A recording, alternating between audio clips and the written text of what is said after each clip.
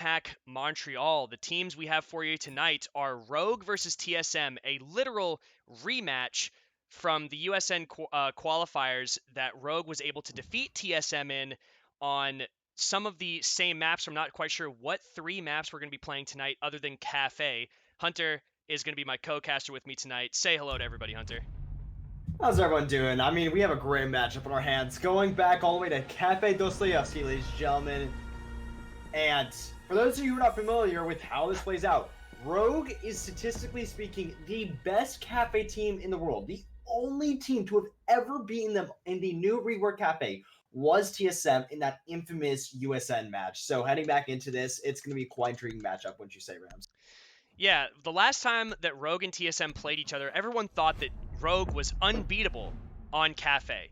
The thing is they left Echo unbanned on Cafe and then proceeded to ban it on Coastline and Clubhouse, which were the next 2 maps that were played in that matchup. And I am assuming that because Echo was not banned by Rogue, that's why they had such a hard time during that match, because TSM mopped the floor with them 7-2. So Yeah, it was not close at all. yeah, so pretty much if Rogue is going to continue their dominance on Cafe and regain that title, take it back from TSM, I would assume that this last ban is going to be Echo, and all I want is for my theory to be confirmed. Echo ban, please. Drum roll. What is the last ban? It is Echo. I knew it. I said it from the beginning.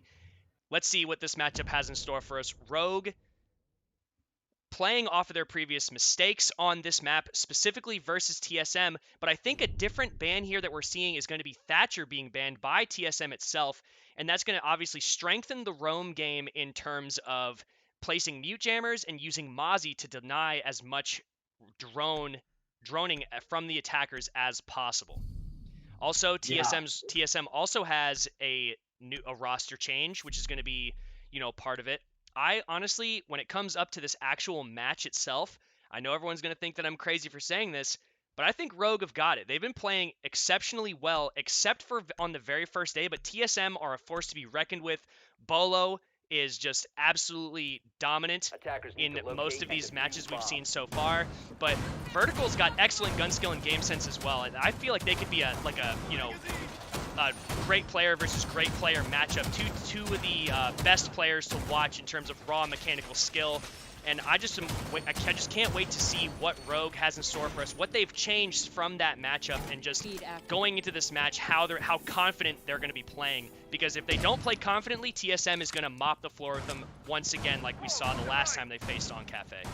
Yeah, TSM is definitely a team that thrives off the confidence and uses it to boost their momentum. So if Rogue doesn't play into it and unfortunately let them succumb to the injuries that may or may not be sustained, unfortunately it's not going to pan on their favor. However, it's Cafe, and you know the case, okay? We don't have to explain it. Rogue and Cafe, it goes like peanut butter and jelly, man. I mean, they're really comfortable on it. However, TSM, they're going to want to keep their Cafe title and be the only team to defeat them on it. I mean, can they continue that or will they not? Now, we previously saw them play this matchup versus Sonics, who, if you're haven't been catching up with DreamHack, they just knocked out FaZe Clan by a score of 2-1, which, congratulations to Sonics because they are now in quarterfinals. Yeah, that is a huge upset, actually. FaZe looking like they could have been one of the teams to make it all the way to the finals. And now Vertical playing inside of Christmas is going to be feeling a little bit of pressure coming from those windows because Merc is repelling on the south side. Some rotations coming around from Rogue to try to reinforce specific positions. Not quite sure what he's breaking. Probably the bench so that Vertical can play more in the corner. Achieve's just going to be watching the runouts as the rest of TSM is going to be making their way up to the roof. Bolo obviously trying to remove a Maestro camera, Evil Eye, potentially, and just holding an angle, waiting for anybody to try to challenge up this hatch from the pillars angle. But as of right now, TSM are just waiting, trying to figure out what intel they can actually bring and see what's going on. And just a quick shout out to Violet Cutie, who is our observer. Shuttle's actually going to be playing this angle behind the shield with the shotgun DMR. That hollow on it, which is quite interesting as well. With a hollow sight too, yeah. Typically, you would see if you're going to play with an aggressive position, you're going to take an ACOG. It's a lot easier to go around those angles. So the fact that he's not going to be utilizing it's going to be rather questionable, but he doesn't need it apparently. That's going to be a first shot. That's the IQ off the board. First blood. First blood, baby. The wall has been Nade's opened gonna up by come out. Pojo, and Achieve is going to be trying to get rid of this shield. The nade actually does not destroy the shield and doesn't damage Shuttle even in the slightest. Now throwing it a little bit closer to make sure that the shield gets destroyed. Achieve's going to take control of Christmas. Has to be wary of any Valkyrie cams that have been placed unless Merc already found it, which I believe he did. Right now, Jarvis is going to be droning from the skylight looking for any intel that he can give. Looking for an angle through the freezer onto the backside of A-Bomb is achieved. And Pojo Man has to try to open up the freezer wall or the cocktail wall in order to gain a little bit more ground into the site, because as of right now, they cannot really push forward easily with the pickoff onto Bolo. Huge kill. Now he's going to rotate into the freezer with Vertical to give him a little bit of support. Vertical's going to challenge, and Shuttle's going to challenge at the same time, taking down Achieved. This is big, but we've seen TSM in awful situations before come back, and this is what I'm talking about. Pojo Man taking down 2 as Slashhug has creeped his way up towards the bomb. Is now going to be taken down by Pojo as well, and Jarvis is going to push in, looking towards the freezer. Oh, a C4 from, I don't know where the C4 came from, but Eclipse is going to get it, and Jarvis now in a 1v2 scenario with 8 seconds to go. Can he make something happen? It doesn't look like he even has the ability to get to the site fast enough to actually do anything. Shuttle's going to be waiting for him and is going to get taken down, but the 0 seconds remain, and in no time to plant, Rogue will take the first round, but it got down way closer than we thought it would. No, without a doubt. I mean, Pojo was just feeling himself right there. He went in, he got a triple kill. Unfortunately, he got C4 and he got shut down right in his tracks from the freezer. And from there, Jarvis was left in one of the hardest situations that we're in. But I mean, that was a really good round from Rogue. Despite not being able to hold on to the man advantage, they're still able to come out with the round on top. Now it'll be round number 1 going into the hands of Rogue. Now, one thing, you're 3 seconds behind me, so I know. let's fix that before we have chat complain about that. I know. It's the problem is I have to switch it to my regular stream and then refresh it. So I'm going to do that right now. Hello, everybody. Hello. You can see the top of my head. Hello. Hi, everybody. And now it is almost refreshed. From being diffused Come on, by there we go. And now we are back. Attackers have located the bomb. The main event. So Rogue looks like they're going to be setting up pretty much the exact same way as we saw before. But obviously defending downstairs instead. Looks like they're going to be defending Reading Room instead of Fireplace. This seems to be a preferred site when it comes to the second floor. Usually we see teams go Kitchen next, but I think that Rogue are feeling confident after that first round. They know that they sort of threw their bodies in a sense, but we're just going to see exactly what happens when it actually comes down to it, because TSM we've seen it. We've seen them play against Sonics, like you were saying. They're a force to be reckoned with on this map. Without a doubt. I mean, they are an exceptionally well-talented team across not just Cafe, but a multitude of maps. So even if they lose one map to Rogue, I can honestly see them coming out with this on top. I mean, they're a team that, when they're faced up against a challenge, they don't back down. They will keep pressing you, they will keep playing their game, and they will make sure that they stay on top. And not just the consistency coming out from TSM. Now, we talk about consistency, and the fact that we're mentioning TSM might be a bit confusing. You know, they're not doing so well in the Pro League. But their consistency on LAN is so much different. They are constantly a force to be reckoned with. And honestly, they are a completely different animal on LAN. I mean, it cannot be undermined whatsoever. Now, we're going to see Vertical try and play in a rather aggressive position. He's going to wisely forfeit and try and play his life, burn a little bit more time, maybe even burn the drone economy. A lot of teams will honestly expend a lot more drones than they need to at times, and Rogue is a team that loves to capitalize upon that. Easily is just going to go for a wallbang right here, but unfortunately he's not going to land any shots. You know who will land some shots? That's going to be Vertical, but not before he gets refragged by Man Bolo himself. That's going to be 2 German operators off the board, followed by a C4 on the Eclipse, but it's not going to tag on to anyone. A C4 being thrown by Eclipse now, not going to land on its mark. He takes a little bit of damage through the floor, it seems like, but Merc has been downed, or excuse me, has been taken out. Vertical's been taken out as well. That's definitely a decent trade. And oh, Eclipse jumping onto the table at the wrong time. Achieve's going to be able to take him down, but is taken down to very, very low health. In the meantime, easily, however, will refrag onto Pojo Man, evening it back up, and Shuttle's going to jump outside and go for the shot. Oh my gosh, Shuttle, you are a madman. Look at this. He's going to rotate back in through the holes that Achieved path made for himself to get easy access into White. Right now, Bolo just trying to... Oh, no! Bolo with the shot onto Easily! What a crazy flick that was! Jarvis now pushing up on towards White. Bolo looking for a few pre-fires. He's going to be very, very weak and very wary that Slash still has a C4 on the board, knowing exactly what ops they still have left. In this 2v2 scenario, Rogue is looking good. You're going to immediately find that Valk cam, and Bolo is going to be looking down the reading room stairs, getting obviously some kind of intel that maybe someone might be playing down there. Shuttle still playing on the first floor after rotating down White. Is going to be trapped by the track stingers now downstairs unless he can rotate up Red, which is the big problem at the moment. Jarvis just waiting to jump out the window and go to the reading room doorway, as Bolo is going to reconstruct the top floor to try to give themselves some angles to cover each other, or maybe get like a pick and even up the man count. Bolo is very low, so it would be probably better if he goes for the plant and Jarvis tries to go for a refrag, as Slash is trying to rotate his way back around and Shuttle is trapped inside of the site. Some wallbangs coming out from Slash. He's in an awful position. He has a C4. All he needs to do is throw it.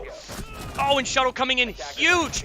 Huge on the round. Let's go Shuttle with the 3K, putting Rogue up 2-0. Shuttle launches his rocket and it just goes all the way to the moon, baby. Rogue winning round number 2 on reading, and downstairs to kitchen they go. Maybe to make up a snack, get some bread to celebrate. Whew! Dude, I'm getting more and more hyped.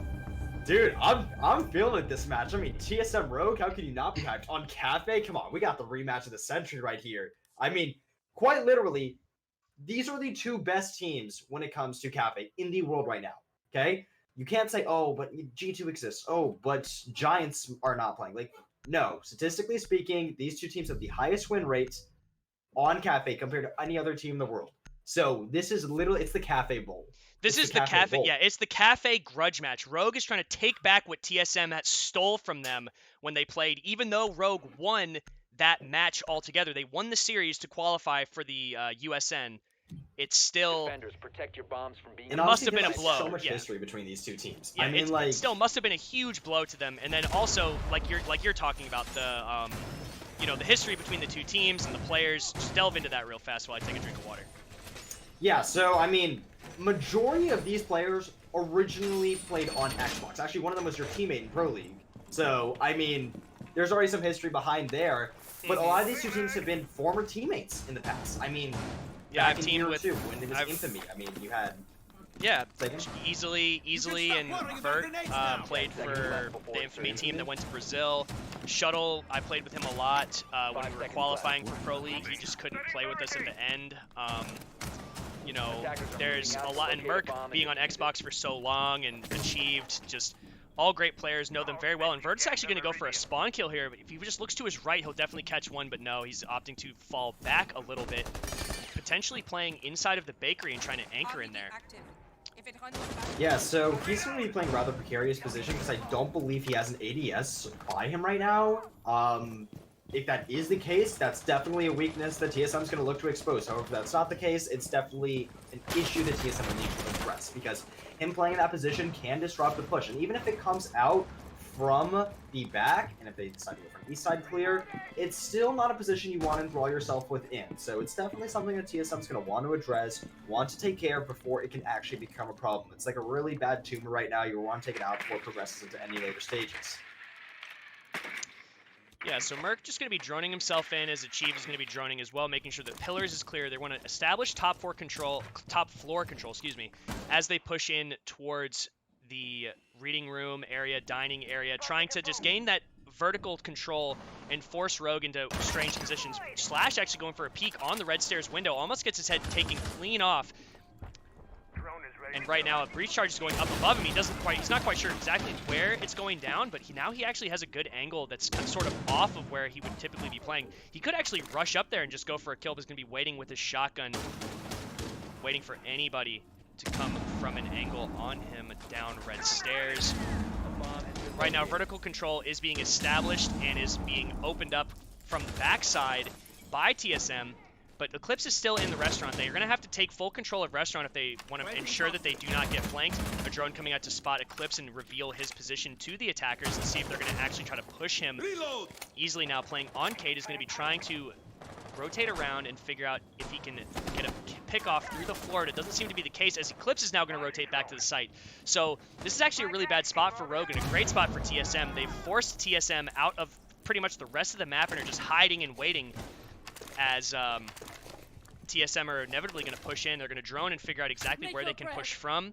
But right now they don't seem to be able to, you know, find anything. They're sort of casting out a fishing line and just not quite catching anything. Right now, Pojo has to be very careful of dropping down that hatch, as Jarvis is going to be pushing into the side and is going to throw a track stinger. Oh no, and looking for those shots onto, I believe that's, I can't tell which operator that is because the uniform looks like, I mean, someone with cowboy hat. Sure it was Kaid. Yeah, I'm pretty sure it's Cade. Ooh, Merc. 50 seconds left. Oh, Eclipse with the Bolo's pickup. gonna make his way on in. He's gonna pick up a 2-piece, ladies and 10 gentlemen. seconds remaining. Plant will be going down from Pojo Man, but Eclipse is gonna stop it dead in his tracks. 5 seconds left. Oh my goodness, Eclipse wins the round out for Rogue. A 4-on-2 Oh! absolutely just clutched out in the You're- final Run seconds. out of time. Unfortunately, you're a little bit ahead of me, but I tried delaying my reaction. Would I not even time it right? I literally counted 1, 2, 3, and then I reacted. yeah, that is unfortunate. So, ladies and gentlemen, I do apologize. I'm currently 3 seconds ahead of Rams. I don't know how But- that happened. This was happening earlier with us. Have you It's refreshed just- it? Is it still like? I did refresh it and it didn't fix Okay, it. hold on. Okay. What time does it say? I'm gonna delay my I'm literally gonna go minus a couple seconds so I can see. If we can Yeah, time it. it's 13, 8, 12, 7, okay, so 11, 10, 9, All right. 8. Yeah, I'm I at- literally don't understand why that I'm keeps at happening. 10, to us. 9, 8. Well, Hold on. 1 second. I'm trying to delay it. the prep phase is about to start. Attackers So need to locate 44, and defuse as 43, many bombs as they 42, can. Hold on. 41. Let me go back 1 second. Sorry, ladies and gentlemen. Again, we do not have a production team with us. We are simply doing this from our home, so we're trying to make sure. I'm at 33 right now. 32, 31, 30. 26, 25, 24, Yeah, close enough. 2, 21. I'm 2 seconds behind you now, but that's fine. We'll do that.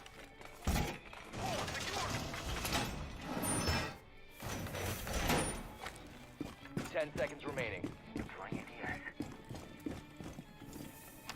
5 seconds remaining. So is it back up for you, Hunter? Is it all good? Attackers objective is to locate a I'm bomb at and 57, Yeah, 56. perfect. Perfect. All right, we're all good, ladies and gentlemen. So, sorry again for that. I tried timing it, but I just couldn't quite get it. But, I mean, what a beautiful clutch from Tyler Eclipse, nonetheless. I mean, you cannot undermine how crucial that was. Bolo was able to entry, get 2 picks on the round, make it a 4v2 in favor of TSM. However, Eclipse rolls his way on into side, gets 1 impact frag, takes out the diffuser, and oh my goodness, Vertical. It's actually able to get a spawn kill, if I'm not mistaken, onto the Buck, and that's going to be frag grenades off the board. Matthew Achieved is not going to be able to do anything for the rest of the round, and that's going to be not what TSM's looking for. Is right now they're looking at potentially a 4-0 disadvantage going into the final 2 attack rounds that they might have. It is worth noting that this is a defender-sided map, but Indeed. Rogue have just been, I think, playing these defensive rounds so much better than we're used to.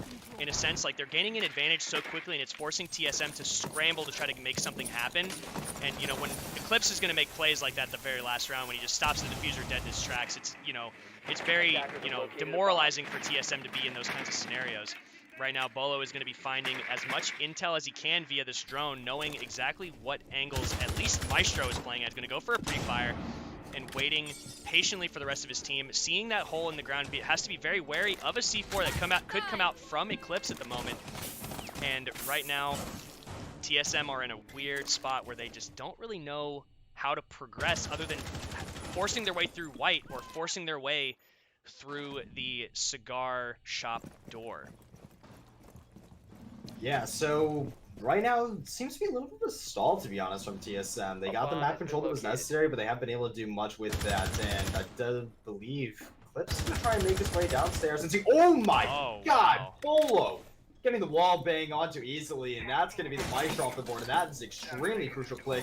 And Oh, Vern with a shot! What a crazy shot that was! And Eclipse with the C4. Wow. Great play from Rogue so far. His Vertical's mechanical skill cannot be undermined. He is just such a talented individual, and it's going to be a 4-on-2 advantage for Rogue. I mean, they're getting angry, they're raging up, and they want to close out Team Solo mid. They're not going to be able to push anything. I mean, at this point, it's not looking so good. Multitude of utilities still left in the favor of Rogue, and he's a peek around the corner. Get his face taken right up. Follow down. So is Mark. Vertical, are you kidding me? Vertical with the 4K. Let's go, Vert. Coming in huge for his team. That pick onto Jarvis on the top of the skylight was instrumental in being able to play certain positions and rotate around the site to adapt to TSM's push. So, looks like it's going to be a tactical timeout. I would believe that this is a tactical timeout on the side of TSM. Gotcha is probably Without a doubt, this is on the giving side him of a TSM. giving him a good ribbon about what's going on.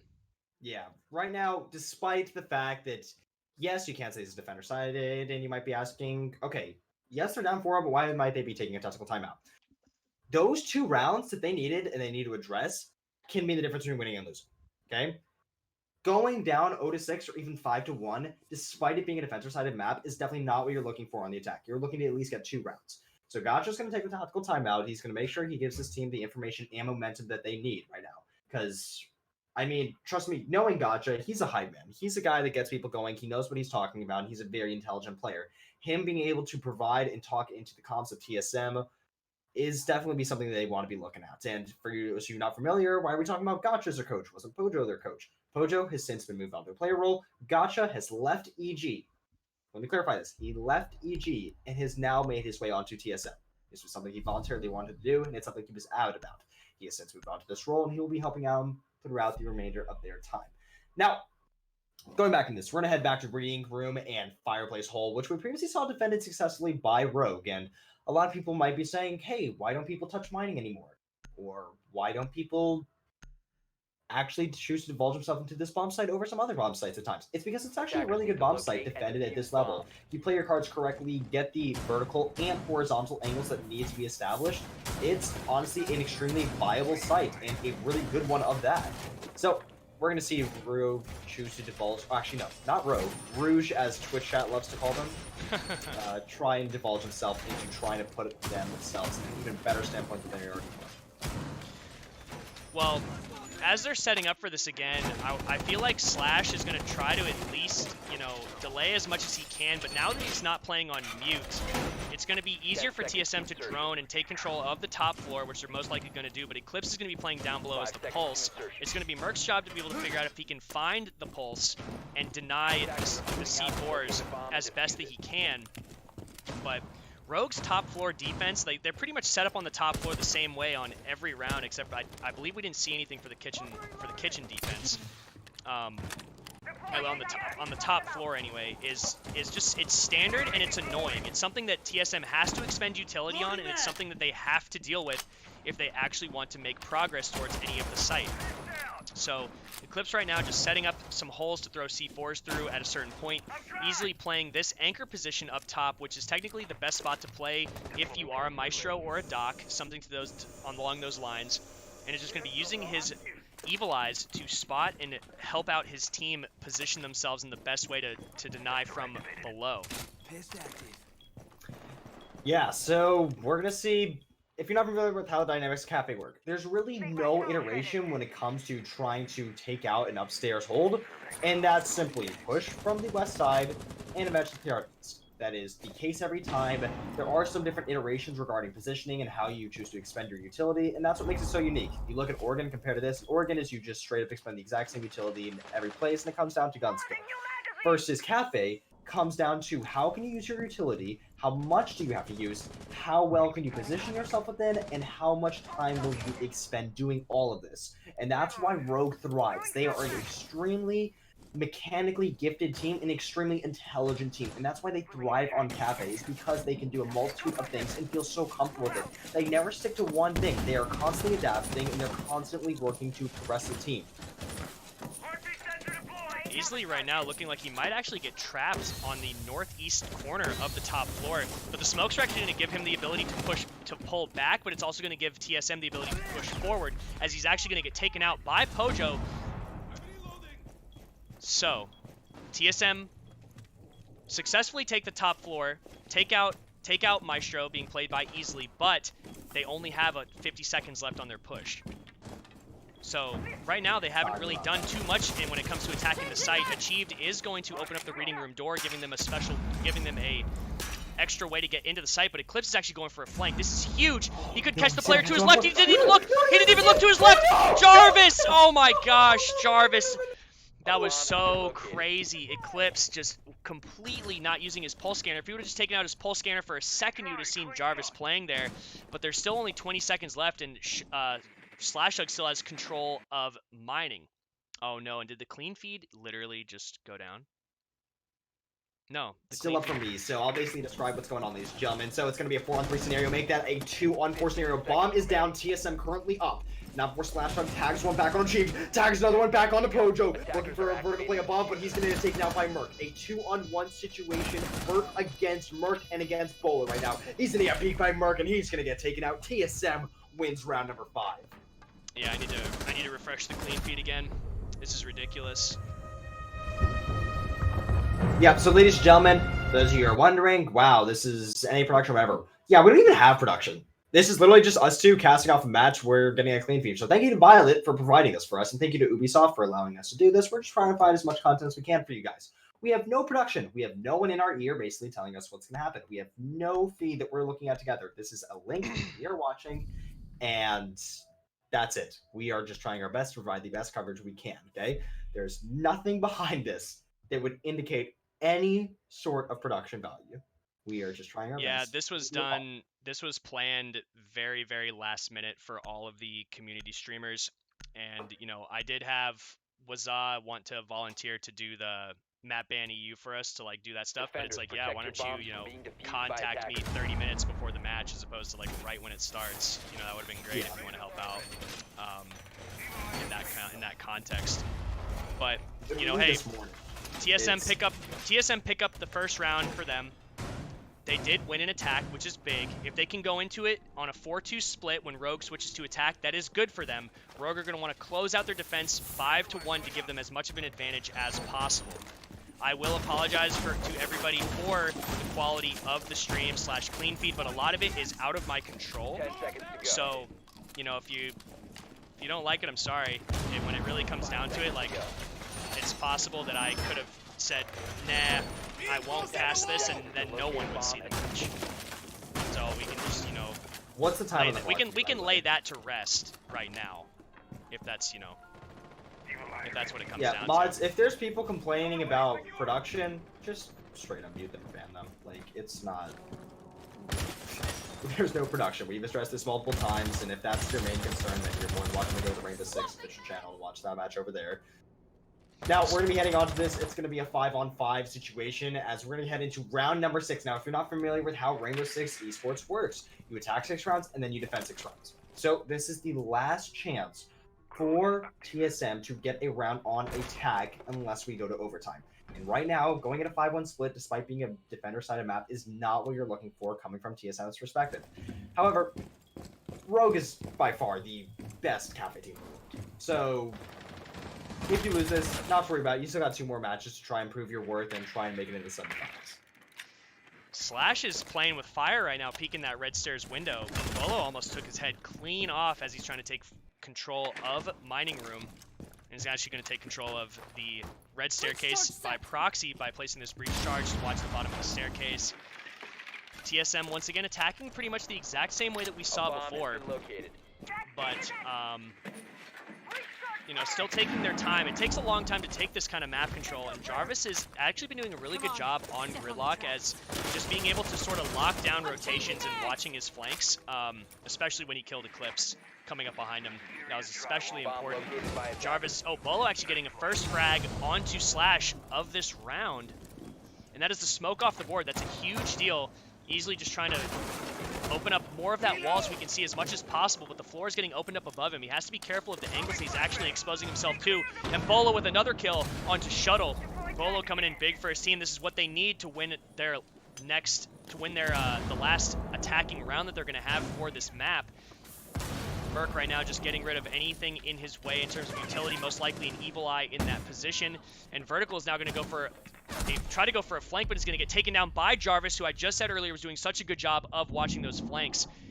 Eclipse right now has rotated his way into what looked like the restaurant area, but easily is going to get on his camera at literally the worst time. Eclipse is going to lose out the gunfight to Jarvis again, and the plant does go down. Easily now looking for that other kill, but he can't quite get it achieved. He's going to finish out the flawless round for TSM. 1 second. I'm a couple seconds ahead of you.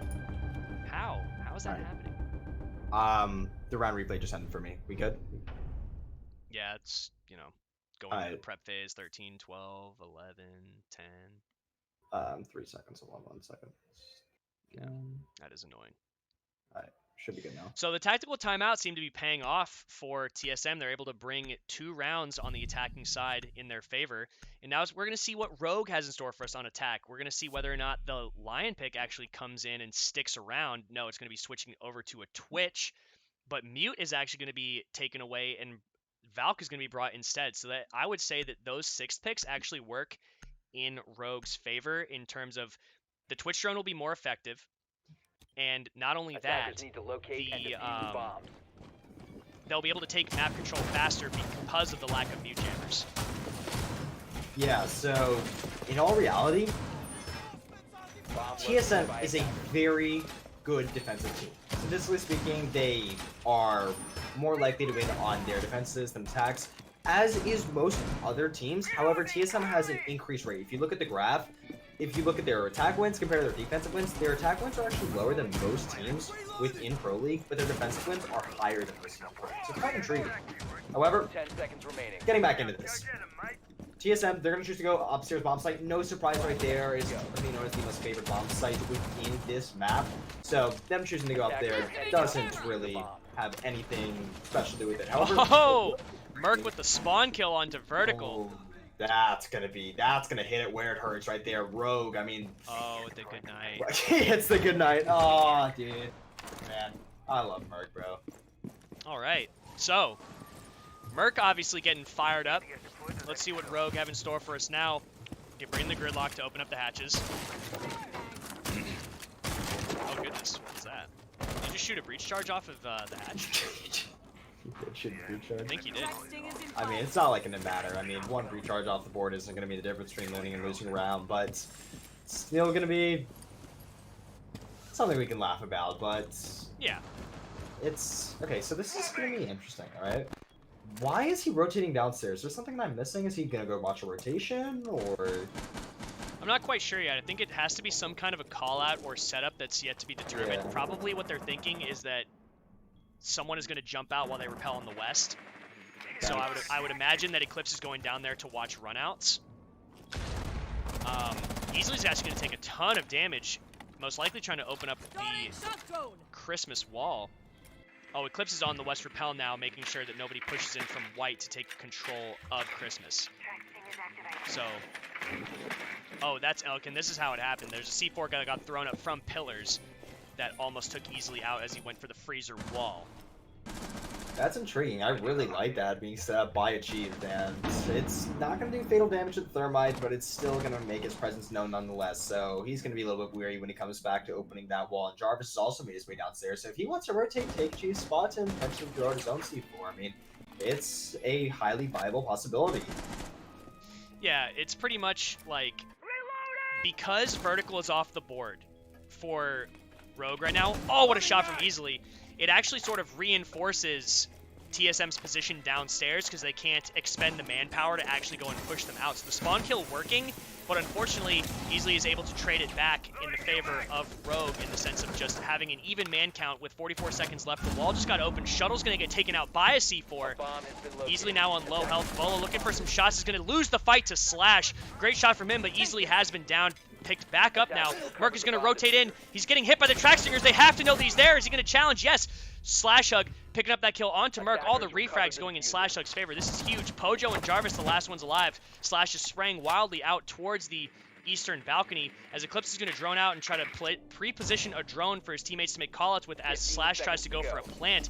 Jarvis does not have a C4 left, and Eclipse is just going to watch over him as Jarvis is going to pick up one. Can Slash win that fight? Yes, he can, I think, but no. Pojo Man clutching it up at the very end, finishing off Slash, so TSM will win their first defensive round.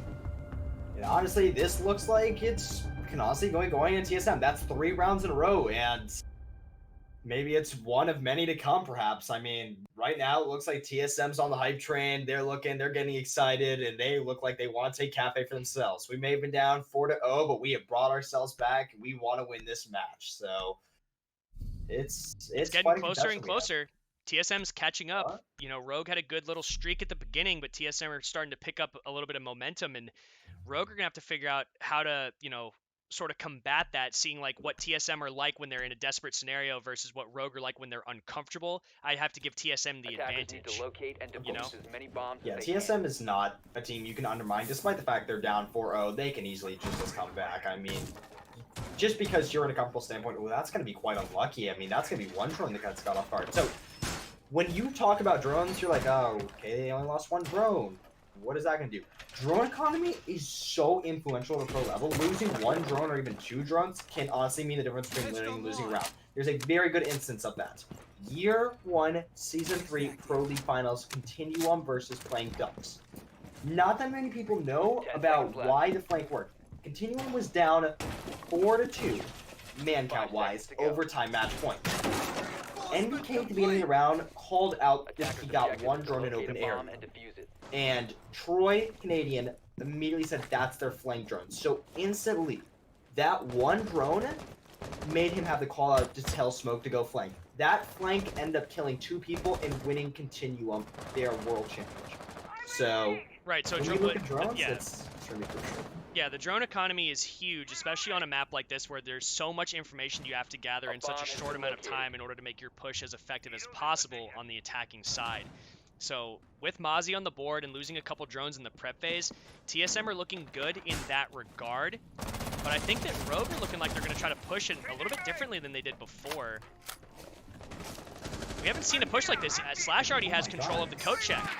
How does he have control of code already? This is an extremely aggressive push. Yeah, that's actually a huge position, especially when they're playing downstairs. But Achieved is going to pick up the kill onto Slash, so control of coat check completely forfeited now, as Bolo and the rest of TSM have started to make their way over to this area, just knowing that the attackers are coming from here.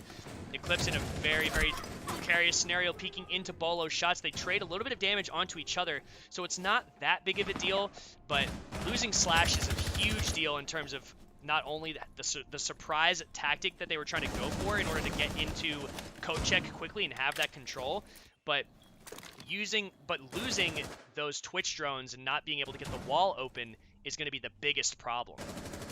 Yeah, it's not going to be looking so good for Rogue as of now. They tried surprising them. They tried getting aggressive. They tried being, well, Rogue in their take, but fortunately, it's not going to be working out. We're going to see Grenade go out from Shuttle, but unfortunately, it's going to get caught out by an ADS. You know, it's not going to get caught out. That is going to be Murgus. He's going to take the head right off of easily. Not before Vertical is able to attack some shots against Felicia, but not do any fatal damage. You know, someone is on his flank, trying to be rather passive, trying to see if he can bait him into his crosshair. However, he's not buying it. He's not playing with the cars, and he is not going all in. That's going to be Jarvis, unfortunately, getting taken out right there, but at what cost right now? Achieved is in the best position he could be in. All he has to do is wait and bide his time and let Rogue literally walk into his crosshairs. Vertical has picked up the diffuser, however, so we're just going to see exactly what happens. Achieved will pick up 1, and then a TK from Vert. Oh no, Achieved finishing off Shuttle, and now it's all up to Vertical, who will get 1. Can he get another? Challenging Bolo once again, unfortunately not able to land those shots. He's going to challenge Bolo again one more time, but it looks like they're at the top of the red stairs once again. The same position that Achieved was using. Merc will finish off Vertical, and that ties up the score of 4-4. 4-0, now 4-4. TSM bringing it back, baby. I mean, we talked about how good Rogue was on Cap, baby. You can't undermine this TSM roster. They beat him once before here. They can do it again. However, the difference then versus now, that was on LAN. Or yeah, that was online. That was online. This is on LAN. This is the LAN championship for Cafe. This is where the real winners come out right here. And right now, we've had an absolute barn burner of a match, ladies and gentlemen. Yeah, I think Rogue need to take a step back and just slow down a little bit. They got a little bit over aggressive when it came to pushing in through coat check like that. There's nothing wrong with pushing in through coat check, and it's actually a great position to be in. But if they're in coat check, they're pretty much in restaurant Attackers need at to that locate point and too. defuse They bombs. could have tried to open up the back of white. We didn't see any of the exothermic charges being utilized, and it was mainly because Slash got killed. He was the only way for them to actually get rid of any of the utility, unless they wanted to invest in taking top control. But because they gave the initial call out to not push top floor, just push straight in through the bottom double doors on the north side, it completely killed their momentum, and they got stuck holding angles right where TSM wanted them to be in that scenario. I'm going to cut you off right here. Ladies and gentlemen, we have a match score update. If you do not want to get spoiled, mute the stream for the next 30 seconds. I will be talking about the matches. BDS versus G2. BDS has knocked out G2. They are officially eliminated from DreamHack. This is the first time in history G2 has failed to make it out of groups at a LAN event. This has never been done before. This has never been seen before. Shaiko gets his revenge against the players who got him banned 2 years earlier, and my oh my, I mean, that is insane. That's huge. FaZe Clan and G2 out before we've even made to main stage. The finalists of Season 8 Pro League won't even make it to DreamHack Montreal stage. That is a huge deal. Lots of upsets have actually That's happened. G2 today. era gone. Yeah. Their era is over. This Eh. has marked an end of an era. Well, I guess you could say that. Yeah, that I makes mean, it's when you that's say it three- that way in that's terms three of like LAN events in a row qualifying that they for haven't won. lands. Yeah, in terms of qualifying for lands and performing well in every single event they play in. This, you're right. That does make a huge difference. Wow, G2 era over, but I mean, Rogue and TSM look like they're just starting. Who will come out, who will make it to the semifinals? We will find out just here shortly, ladies and gentlemen. But for that, we got to figure out who's the first winner of this matchup. So, we are on Cafe, where it's currently a 5-on-5. You got a minute and 40 seconds left on the clock, and you got a lot of time for Vertical and the rest of his team of Rogue try and figure out where their entry point is going to be. However, Drone's going to be coming in. They're most likely going to take top 4 control, and he's going to try and make his way down white just here in a second. Yeah, Rogue sort of taking it a lot slower, but I think the TSM have also sort of backed off of a lot of their positions. Vertical, however, has made his way into the top of white and is going to be tracking.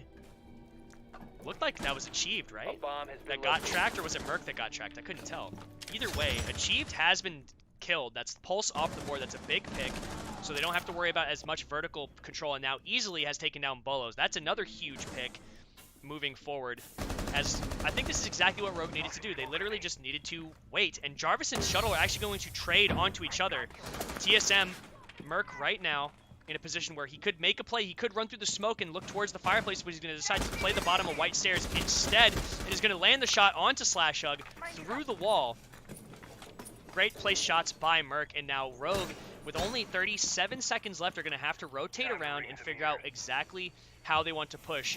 Merc and Pojo are separated. They cannot cover each other or refrag each other in these current positions unless Rogue push them in a certain way.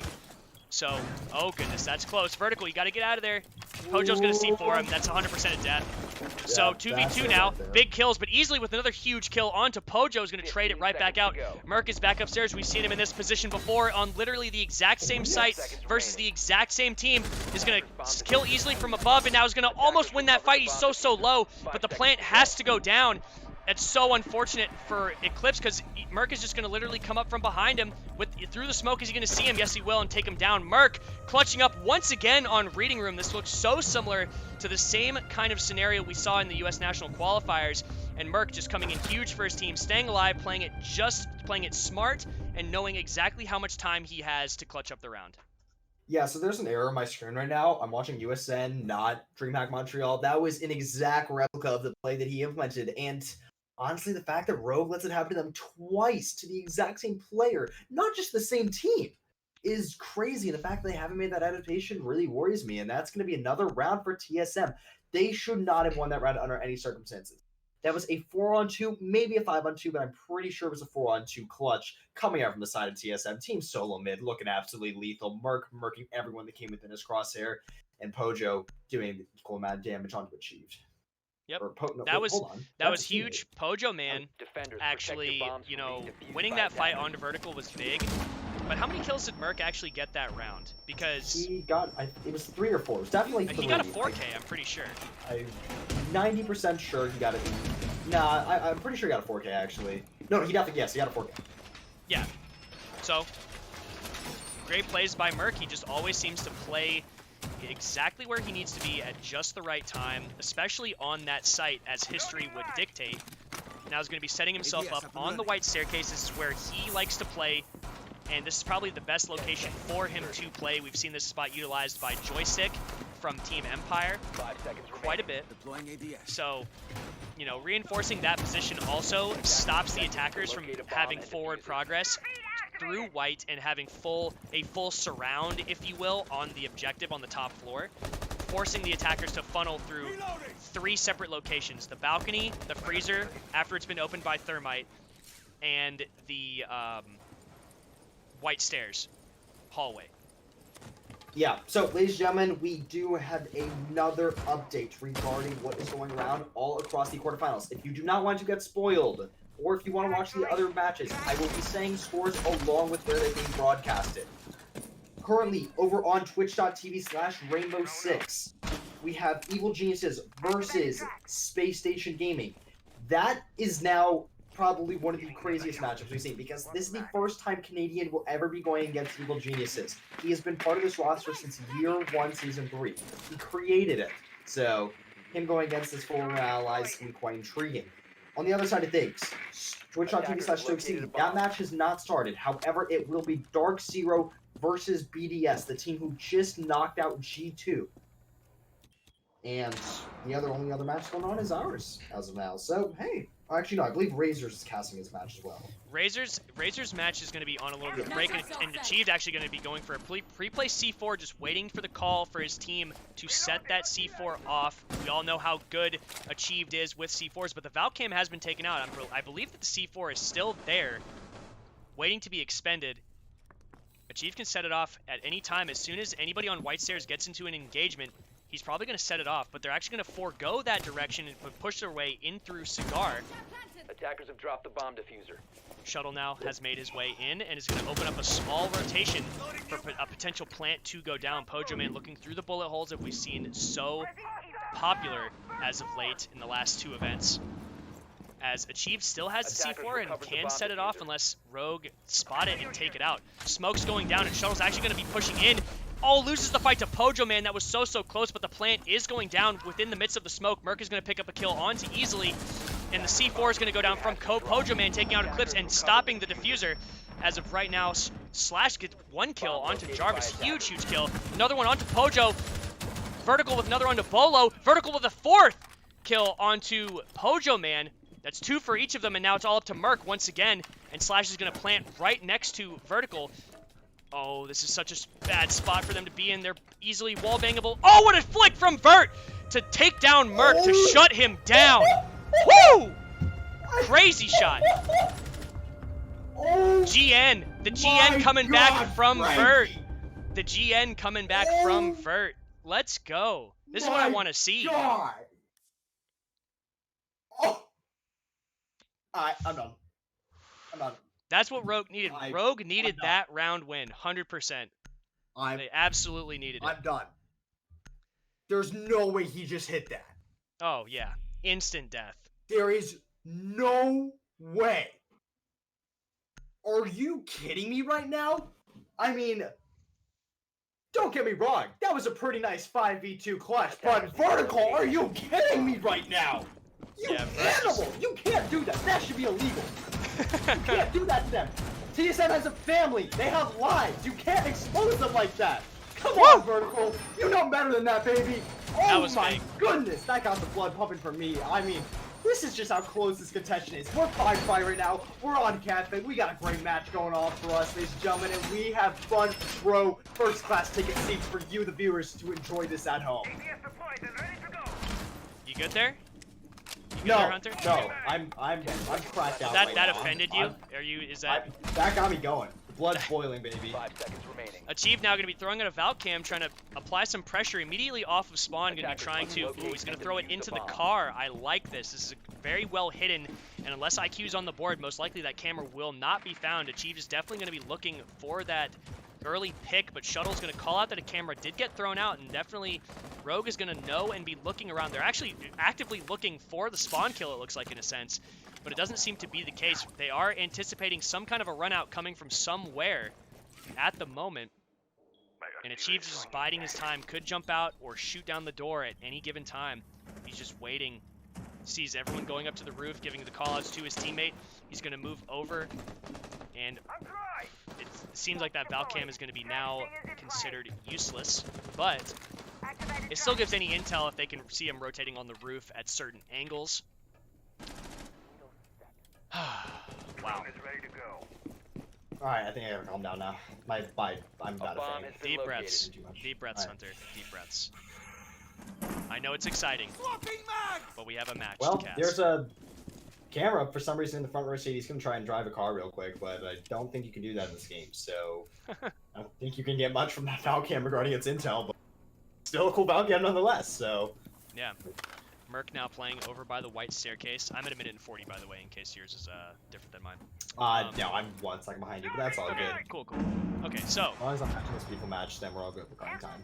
Jarvis just on his cameras, and does Achieved have the exact same C4 that he had before is the real question here. Easily is going to push in and look for the angle into Freezer. That's a really, really nice angle if he holds it. But are they going to peek into it is the question. They have that intel that he is playing there. Jarvis was most likely on that, and Slash is going to be looking for to shoot an air jab is actually going to get taken down by Bolo. I don't think that he knows that he downed him is the problem at the moment. Otherwise, I'm sure he would have 100% finished him off. Jarvis is going to throw some Legion Mines up from above, and it looks like he's asking Jarvis to do something for him, but I'm not quite sure what, which is the issue. Merc is going to look for those shots, but Vert's going to take him down again. Vert just winning those fights versus Merc now is exactly what Rogue needs, because Merc is such a deadly adversary when he is given with the tools given to him at his disposal. Shuttle now, or excuse me, Slash. Oh, very well placed air jab. That's unlucky. Yeah, but unfortunately he's going to be skating away. Vertical is going to pick up the kill onto Achieved. Now he's going to go for another pre-fire onto white stairs, I would assume. He's going to take down Jarvis. Vert with the triple kill. Is he going to go for the ace? All he has to do is push, but he wants the rest of his team to get into position. He's going to go for it. He's going to pick up the down, so that is a quad. Can he get the ace? It's all up to Bolo in a 1v5 scenario. If anybody can do it, Bolo can. So Vert's just going to hold the angle on him and wait for him to peek into it. No, he's going to give it up and almost lose it. The plant has gone down, and easily he's going to steal the ace from Vert, but either way, Rogue win the round. That's a second attacking round. That's just as many as TSM had, and they're on map point. Alright, so I'm officially changing Rogue's name to Vertical's team. That's what Right. it will officially be called now. There's no exception. There's no sponsorship. That has been removed. So let's see what TSM have. They've got to be scrambling a little bit. They're like, uh-oh, well, I thought we had this in the bag. We were coming back. We tied it up. We took the lead, and then Jesus, Rogue oh my God. pulling it back. Vertical, 14 kills, 2.0 KD so far. And I'm pretty sure that he's just having one of those games. He's going to have to continue playing this well, though, if they want a chance at winning the next 2 maps, or at least just elevate their gameplay as a team together to continue this forward momentum. Someone check this guy's moss, man. There's no way. There's no way. Check the Attackers need to moss. locate Check the and defuse the moss. Check the moss, drug test him, do whatever you need. Figure out what he's doing, baby, because there's no way he's doing this on his own. He's an absolute animal this match, and TSM looked like they were going to bring it back. They were able to connect 5 rounds in a row, but Vertical is just a different animal at land, baby. He's feeling himself. He's going ham, and right now, Rogue is 1 round away from putting himself up on map number 1. I want to point something out. Regardless of Rogue's performance as a team in terms of making it to finals or winning events, I'm pretty sure that every event that Vertical has went to with Rogue, or at least I want to say 90% of them, if they've been to 10 events with Vertical, he has performed in the top players, just as a top tier player, no matter what place they come in when it comes to his overall rating. I'm pretty sure he was one of the top rated players at the Raleigh Major. In fact, I know for a fact he was. But what I'm saying is that, like, in terms of like, was that in terms of the group stage, or was it just the final? And No, that was Vert looking for overall. the spawn kill, but that was overall, right? Yeah, it was overall. It wasn't Yeah. just in terms of group stage. Like, statistically speaking, rating-wise, he is one of the most consistent players, and he's consistently performing at the top, which is crazy to think about, because it's one thing to be consistent. If you're, like, constantly putting up, 1.0 or 1.1 stats, that is what your team is looking for. He's constantly pulling up 1.3s, 1.4s, 1.5s, and this just proves why he's such a lethal player, why he's considered to be one of the best players in the entire world. I mean, he's just an absolute lethal. He's an animal, and he's hungry for food. Shuttle now going to be calling out that he does see, or I think he spotted, was that Achieved upstairs? I'm trying to see who that was that he actually spotted out. I couldn't tell by the uniform. Reloading on ammo. My clean feed was a little blurry there. Yeah, no, it was for a same thing second. for me. I couldn't quite depict it. However, what we will be able to depict is no hard breachers except for a Maverick on Rogue side. Look at this angle. Look at this angle real quick from Pojo Man. Oh yeah, I like using this angle. It's just open up 2 walls. Looking at the jump in from the north window on the side of the bakery. That's a very dangerous angle to have to try to peek into. You can't peek it. It's really difficult. Yeah. If you like peek it from the west side and like strafe into it, it's a lot easier. But if you vault in the window and then peek it, majority of the time you lose the gunfight. It was Achieved that they spotted out. And right now, Slash is looking like he's going to try to hunt him down. Just try to take and sneak his way into mining to gain control as they open up the bakery wall. It looks like they've Mavericked a hole in it, actually. So this is a little different. That we no Thermite, no Hibana being brought. This is a little different out of Rogue, but it seems to be working out just fine. Eclipse is going to claim the angle, and Jarvis is going to take it down by Slash. Oh, and Pojo Man is going to peek into Eclipse and take him down. Achieve now peeking towards the hallway, wants to retake control of the Kochek, easily looking for some shots through the wall, not really landing anything. And Merc is going to try to retake Mining Room and Fireplace. Can he do it? As now Vert feels like it's safe to push in through the prep room. Looking for those shots. All eyes are trained on him, but easily is going for the plant. Vert picking up one kill onto Achieved. Looking for the C4. Did he shoot it out of the air? Yes, he did.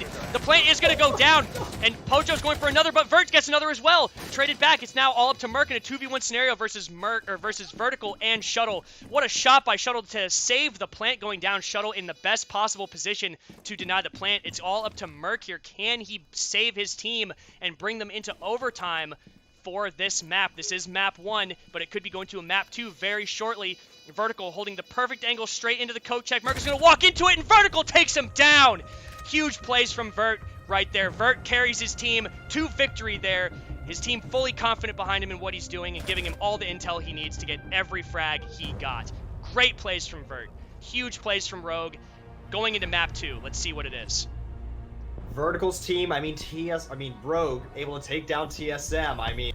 Wow, what an absolute... Honestly, I'm saying this on stream, okay? 17. Vertical is the most mechanically gifted player in all of Siege. I said it. You're going to ruffle a lot of feathers with that one. I'm gonna have a really, really bad Twitter feed within the next couple minutes, but I'm saying it, baby. You look at Bolo, right. He's good, don't get me wrong, but dude, Vertical, like, he follows up with that flick, follows it up with a 4K, almost an ace, then he shoots a C4 out of the air, saving his team the round. Come on. And he's doing this constantly. It's not like he gets a one-off game or something like that. He is constantly performing at the top since he has made his way into the scene. I have no doubt in my mind. No doubt when I say it. I can say it with confidence, and I can say that and be proud of it. So, go ahead, chat. Roast me. No, they've been roasting you ever since you kept monologuing. Oh, no, trust me. I'm glad I'm monologuing. I'm glad. I was feeling it, dude. So, right now, I think that we're on a break in between maps. Most likely, TSM and Rogue are going to be talking. Let's see if we're still in the lobby. And it's actually going to be going to Villa, I think. Unless Violet Cuties put it on the wrong one. Oh, back to... Oh, okay, Consulate? People are talking about, like, oh yeah, Shaiko over Vertical. He was cheating. Okay? He's not anymore. He's good now. Oh, but he still had a great tournament. He had a great game, far. and I don't deny that he's an extremely gifted player. But the thing with Shaiko compared to Vertical is that Vertical has been playing at the top for an extended amount of period of time, and he has consistency. Shaiko does not. Same with Joystick. Joystick is an extremely gifted player. and way gifted than most people Well, in any first-person shooter. I'll But just point he out has that not the consistency. after the Raleigh Major, Joystick, in my opinion, confirmed himself to be the best player in the world after that performance I on mean, he Coastline. is by far one of the best players in the world. Oh, However, absolutely. without a doubt, I mean, that's just going without saying. However, you've seen at times him be inconsistent, and that goes for all players. I mean, you look at players competing at the top, every single player has had a one off. Vertical, on the other hand, I can't remember one time where I've seen him have a one off at a LAN event. Well, At a LAN regardless of what we're saying about certain players being the best, blah, blah, blah, blah, blah, that is a story for another day. All the players in this match are great players. Let's not, downplay anything. Everybody wonders, when does Bolo play? And this is when Bolo plays, right here. Wait, We Bolo's just playing? I know, right? As if I need as him. if as if I never anybody thought of didn't that. know Bolo was playing right now. Rogue Now, in all looking great, and now they're going to seriousness, go to Consulate. This is a map that we did not see in their earlier match about a month and a half ago, I'd say, during the USN. So I'm not quite sure what the holdup is, but as soon as the match is underway, we will, obviously kick off our commentary. I am going to be right back to use the restroom, and Hunter can entertain you guys with more player versus player banter, I suppose. nice. Yeah, so you can say whatever you want. Mechanically speaking, when it comes to individual aim, and I'm referring to consistency, I'm referring to mechanical skill and mechanical movement. I would say movement-wise, there's players that are far above vertical. When it comes to individual mechanical aim, I would say that vertical is above most people. When it comes to consistency, I would say vertical is at the top. That's why I haven't listed there.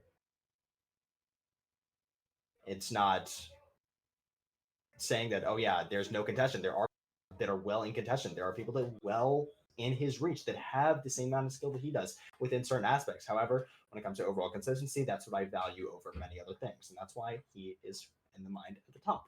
And in all honesty, that's why Rogue just won their match. You can't say, oh yes, Rogue played really well as a team, but single-handedly Rogue won, or Vertical won them some rounds that they should not have won. And that goes the same with TSM. Merc was doing really well. He was able to win some rounds that, in all honesty, TSM shouldn't have won. They were able to get a 4v2, and he was able to get a 2v1 clutch as well. So, I mean, he's an absolutely instrumental player on that side.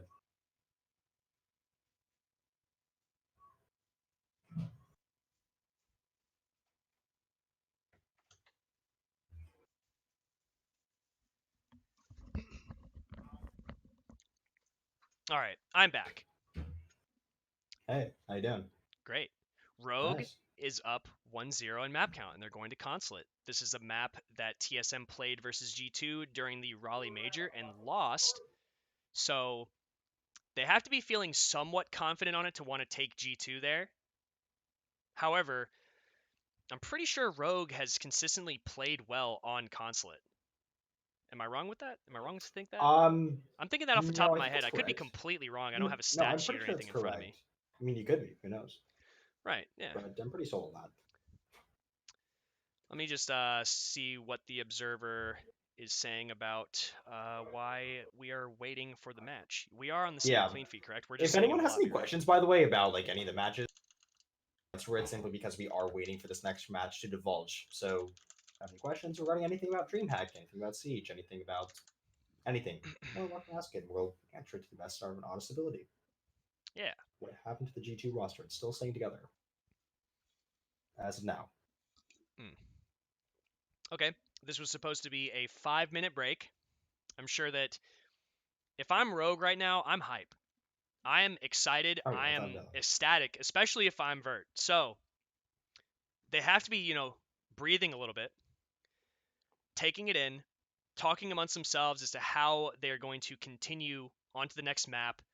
And TSM are obviously doing the same thing. They had great moments on the last map, Cafe, but Vertical just seemed to take things into his own hand and really put it up.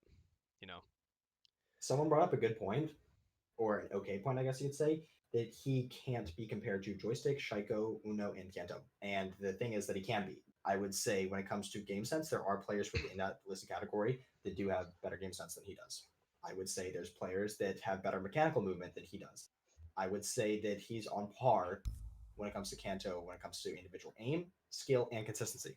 So you can say it's Kanto, can say it's any other player. It's simply an opinion. You can counteract it. This is my opinion, guys. This is based off of what I've seen watching him for 2 or 3 years now. Okay, you're more welcome to have your own opinion. People We're are just stating allowed to opinions, have guys. opinions. Yeah, people believe it are or allowed not, to that's have actually a opinions. thing. Okay, you're more than welcome to disagree with me. Yeah. It's not based off of many facts. This is just based off of what I've seen. This is based off of my opinion. Okay, you want to say that one player is better? You're more than welcome to. That's your own individual thought process. This is my thought process, and this is comparing it using logical reasoning. Yeah. Well, I think we got confirmation from the chat itself that the third map is going to be Coastline. So we've got 2 of the 3 maps from their previous matchup before. But I just want to see how Rogue perform on Consulate. They could very easily find themselves in the semifinals if they can win this next map. And TSM might have gone into Cafe a little overconfident in themselves. What do you think about Consulate as a whole for TSM? As a team, what do you think based on how they performed at the major? So you could say based on how they perform at the major, but I'm actually not going to look at the major. I'm going to look at their new roster changes and how is that going to affect their consulate. You bring in Jarvis, who is, statistically speaking, one of the better consulate players within the NA region. And you look at Gotcha, who is a very intelligent coach. And I feel like trying to integrate those 2 players and bringing them onto the roster, I feel like that has improved their consulate game a lot. Because I feel like those 2 players meshing in with just these mechanically gifted players of Achieve, Bolo, Merc, and Pojo, it's going to definitely do some damage against Rogue. However, that's not to back down from Rogue, though. Rogue is also an extremely talented consulate team as well. So this could honestly go either way. I cannot have a definitive answer on which team will come out in this. I do expect we will go to overtime without even seeing this play so far. So let's just see what the bans are actually going to be. We've tried to predict some bans before. I predict a Capital ban out of Rogue, but TSM has the first ban. Do you think they're going to go with another Thatcher ban, or do you think they're going to ban a Hard Breach? Or maybe even a Nomad or something. Here we go, Nomad, just like I said.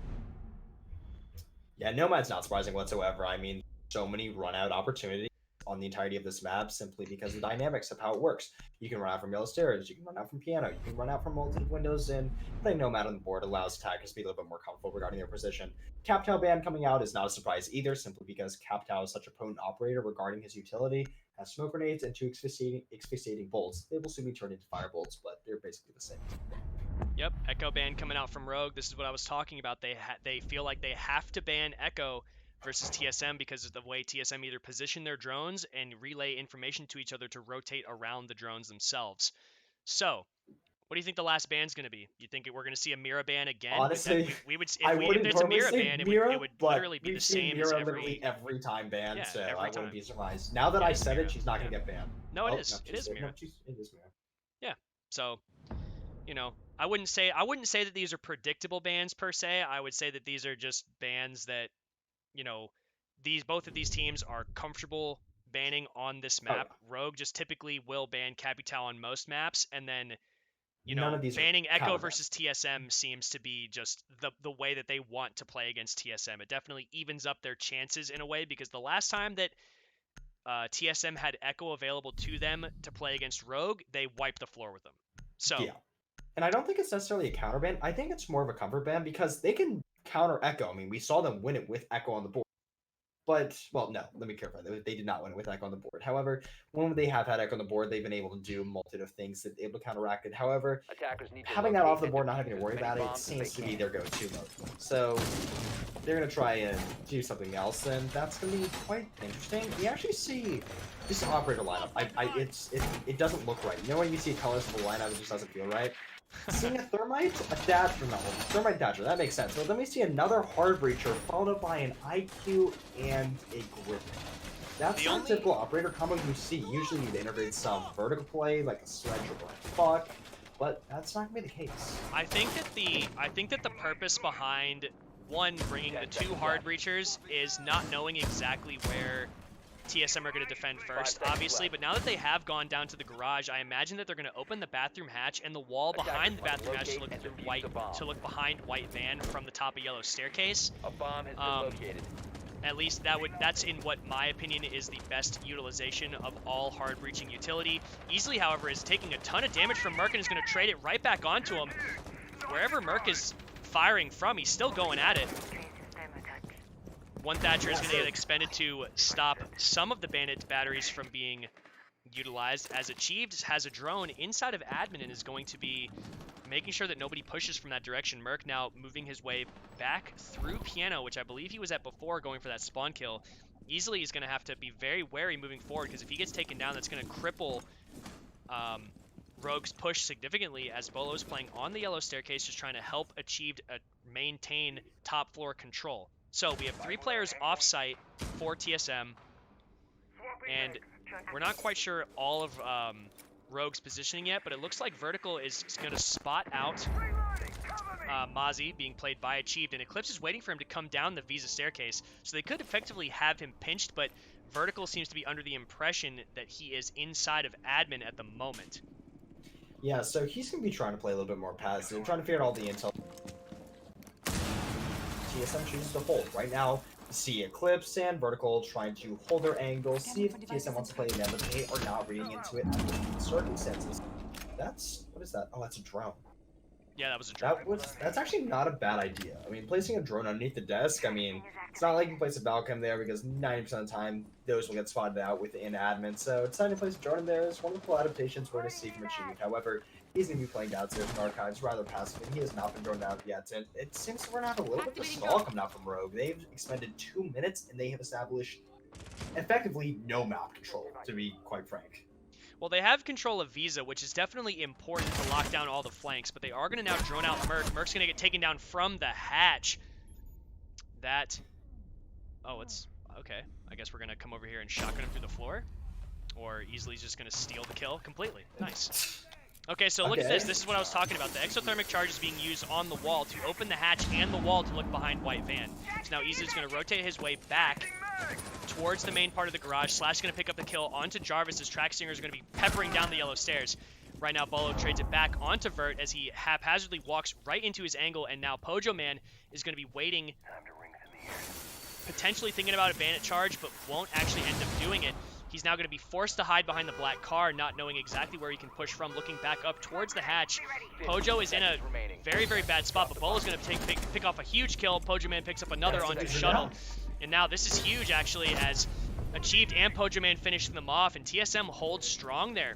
That was a very good round from them. Strong TSM win, baby. That was a really, really good hold. You saw them try and push the site with 13 seconds left on the clock, but overall it just was too big of a mountain to climb, and Rogue aren't able to pull that round out of their hat. They spent too much time trying to clear out the Rogue, and although they got the initial pick on the round, they weren't able to clear out from there simply because of the time constraints that TSM laid upon the board. Now, they're going to choose to obscure their operator selection. They're going to go back to a little bit more of commonality regarding operator bans, operator picks. And take Sophia, Jackal, and take the Thermite off the board. Yeah, now that they can actually predict where the defenders are going to go, they're going to specialize their operator selection to what they believe is the best composition to attack a perceived bomb site. So, you know, TSM though I thought they played that well, regardless of being picked off before Rogue and putting Rogue in a 5v3. They still had their anchors, and they still had certain positions undroned on the side of Rogue, which gave them the ability to play in unorthodox positions and win gunfights that Rogue were not expecting. So I think that overall, in that instance right there, they wasted so much time trying to find Achieved upstairs that his rotation and them continuously droning and trying to find him, even though Merc did get picked off on the roam as well, it ended up being so much time wasted that it really didn't matter.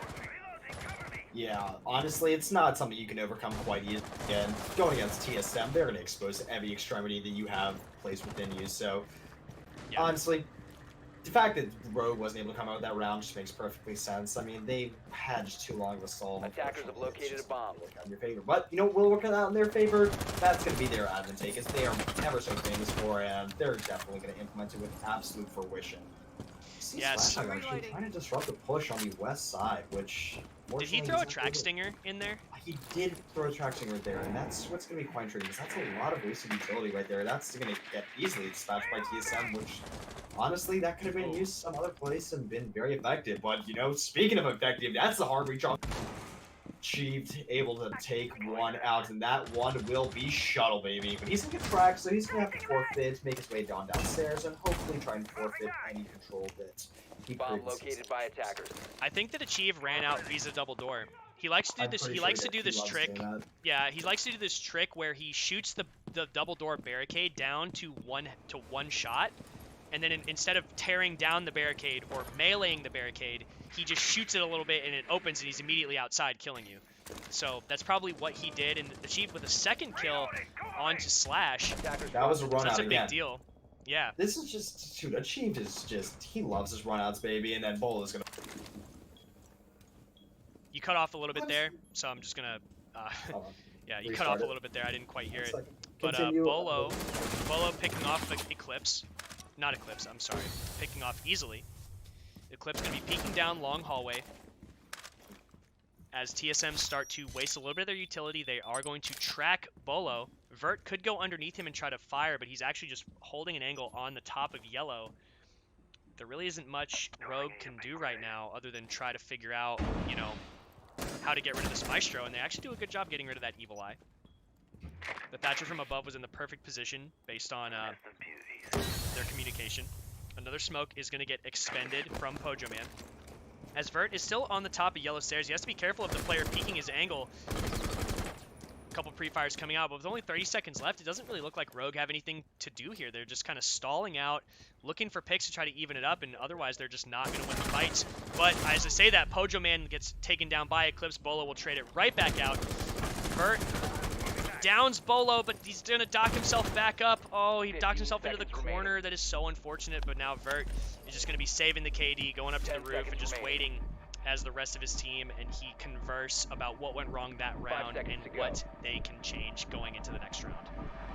Yeah, so Rogue, if you're wondering what he's doing, he's saving Operators, you KD. are out No, of that is time. not what is happening right now. He's talking to his team, they're figuring out what they're going to do, and they're going to figure out what adaptations they need to make. Since they're currently down by a score of 0-2, they want to put some rounds on the board. Despite the fact you can't say, oh, but they're on attack. Like, you know, this makes sense if TSM's up. No, console is one of the more balanced maps, and to be honest, right now, Rogue needs to get every second they can get, regroup, regather, and figure out what they're doing, because so far these two rounds have not looked good. They have not looked any somewhat close, to be honest, and TSM is, they're on the train, baby, and they got a cargo set right for map 3.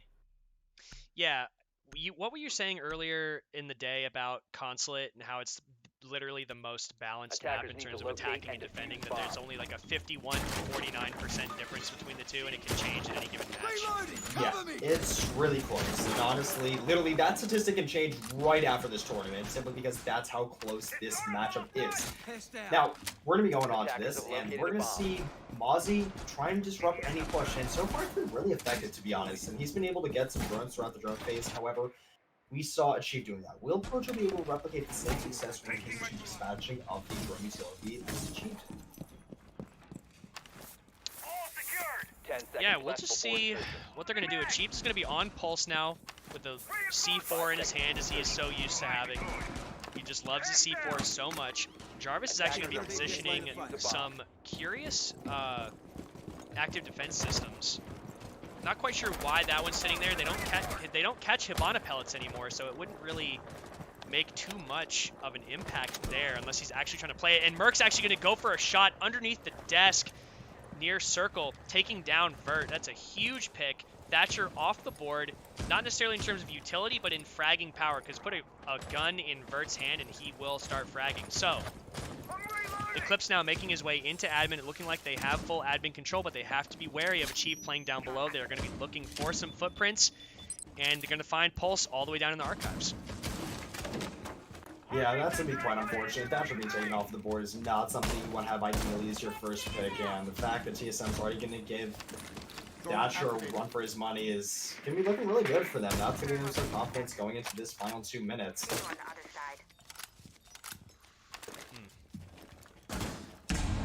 What do you think's going wrong for Rogue in particular? Anything that comes to your Honestly, mind I off the would top say of your it's head? getting the initial pick. They're just putting themselves in positions in which they're not being able to get any refrags, and unfortunately, they're just not making the adaptations that are necessary to get those refrags. And seeing as Consulates, it's not one of those maps that you would commonly associate that with. I mean, Consulate is a very refrag-heavy map. The fact that TSM is just not having bodies fall from the early stages of the roam clear is quite interesting. Rogues, unfortunately, they look like a tower that's crumbling down. I mean, unfortunately, if there's not any reinforcements at the bottom to try and reinforce the building, it's gonna continue crashing down and breaking all across the street. Yeah, Eclipse just droning out above, making sure that everything above them, above the site is clear. Is going to spot Bolo playing inside of the bathroom at the moment. Shuttle looking like he wants to drop down, but it is appears to know that there's somebody inside of the teller's and sees the players in the hallway. Oh, he hears the pulse scanner for just a second, and Eclipse is just waiting for anybody to peek up towards the hatch. Almost gets his head taken clean off, as Shuttle is going to make his way over towards the hatch. They are going to have to throw smokes and drop. Shuttle's going to take down Pojo Man. Easily taking another down onto Jarvis, evening up the man count into a 3v3 scenario. Eclipse was just watching towards the atrium double doorway. He's going to throw another smoke just to block things off, but Merc is in the corner, is going to take down Shuttle as he tries to push in. Easily, however, is planting. Eclipse will pick off one on the flank and easily picks up another onto Merc. This is huge. However, Chief does have a C4 and is going to run back towards Spiral Staircase. If he, oh no, he doesn't have a C4 anymore, but the marks are coming out. Huge Achieved with one. Can he get the mark on the other? No, he can't. Easily comes back. Easily with a huge 3K and the plant on the round. Unfortunate for TSM. I thought that they actually had that, but with a great heads-up play and flick by Eclipse, he's going to secure the position above the hatch, giving Easily enough time to reposition and take down Merc and then finish off the defuse plant. Huge round for Rogue. They really needed to win that one. And to be honest, that's exactly what they were looking for, okay? Stopping the bleeding right now. They got some bandages over the wound, and hopefully they can continue going through therapy and being as stronger than ever. And to be honest, right now, Jesus, I mean, this game is going to toy with my heart at this point. Like, that round was so back and forth. It looked like it was heavily going to go into the favor of TSM. However, some crucial picks on the board, and Eclipse winning that gunfight onto the flanking operator upstairs single-handedly won on the round. If he didn't get that kill, he wouldn't have had the coverage that was necessary. He wouldn't have given Easily pretty much a chance of winning against him. He would have gone pound spawn by 3 different people. So, the fact that he was able to get that, and to be honest, he shouldn't have won that gunfight. It's I don't know how. Bottom line is he should not have won that gunfight. And somebody he comes out with that.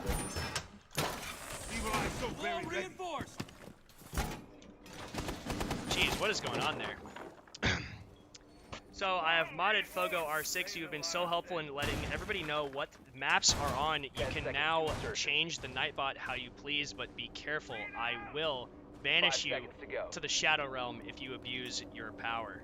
The Shadow Realm. Attackers are moving to defuse the bomb. I don't want to go there. Actually, wait, can I go there? Let's see what's there. No. Wow. Okay. Thanks a lot, Rams. Right, exactly. All right. Well, we're gonna be getting on to our next match, and right now, speaking of Rams, Rogue isn't trying to ram their way on inside and helping put another round on the board. Oh! So, Woo! Right wow. as you say that. Okay. That's smoked dead. See you later, Pojo Man. Adios, amigo. I can guarantee you, Pojo just put his hands up in the air and just said, "What BF?" Yeah. Without a doubt. He just said, I can't believe that just happened. Dude, okay. I don't know how that worked or why he even thought that was a good idea, but he's going to do it nonetheless. And that's going to be smoke up the board. That is exactly what Rogue was looking for, but in a manner that was deemed rather questionable. So, my oh my. That is a huge pick. That should pay off dividends for Rogue if they can capitalize onto it. As of right now, they still need to clear out the white van and take piano control, even though they have the wall wide open. Some shots raining out from the bottom of the yellow staircase as a track stinger gets thrown out to slow any inevitable flank that TSM might throw their way. Slash now looking towards the white van, could go for a wallbang and almost, oh, he's gonna land the shot under Jarvis. What a crazy wallbang coming out from Slash. Huge kill. The window's getting destroyed and more wall bangs coming out. Just he's feeling it right now. He's like, oh, I'm just gonna keep shooting. Easily with another kill onto Bolo. These are big plays coming out from Rogue all around. Merc on the pulse scanner is gonna be peeking up towards yellow stairs, gonna be peeking out towards the white, out behind the out from the wall. Jeez, I'm stumbling all over my words as Shuttle runs in and just absolutely destroys Merc and then finishes off Achieved at the same time. My goodness, my throat is killing me from today, Hunter. How are you feeling? No, my throat's dead. Yeah, no, it's dead. Yeah. But, it's not dead. That's Rogue's chances of winning this matchup is right now. I mean, they gave him the big old eggplant right there. They're doing their best impersonation of Interotox, and almost a teammates right there. That was 4 kills for every single player, excluding, I believe it was Eclipse. I believe he's the only one getting a kill in the round, and Shuttle ended up getting a 2K. So even though Eclipse, I just want to point out that even though Eclipse hasn't really shown up on the scoreboard that we just saw, he's literally shutting down most of TSM's either flanking opportunities through Visa or their rotations back down to the site from upstairs through Visa. So he's performing a role, and he's doing it well enough to force the rest of TSM into his teammates. He actually hasn't gotten in a lot of heads-up engagements, if you'll notice. Whew. Yeah, my throat's still dead, just stays one update. Wow, secure!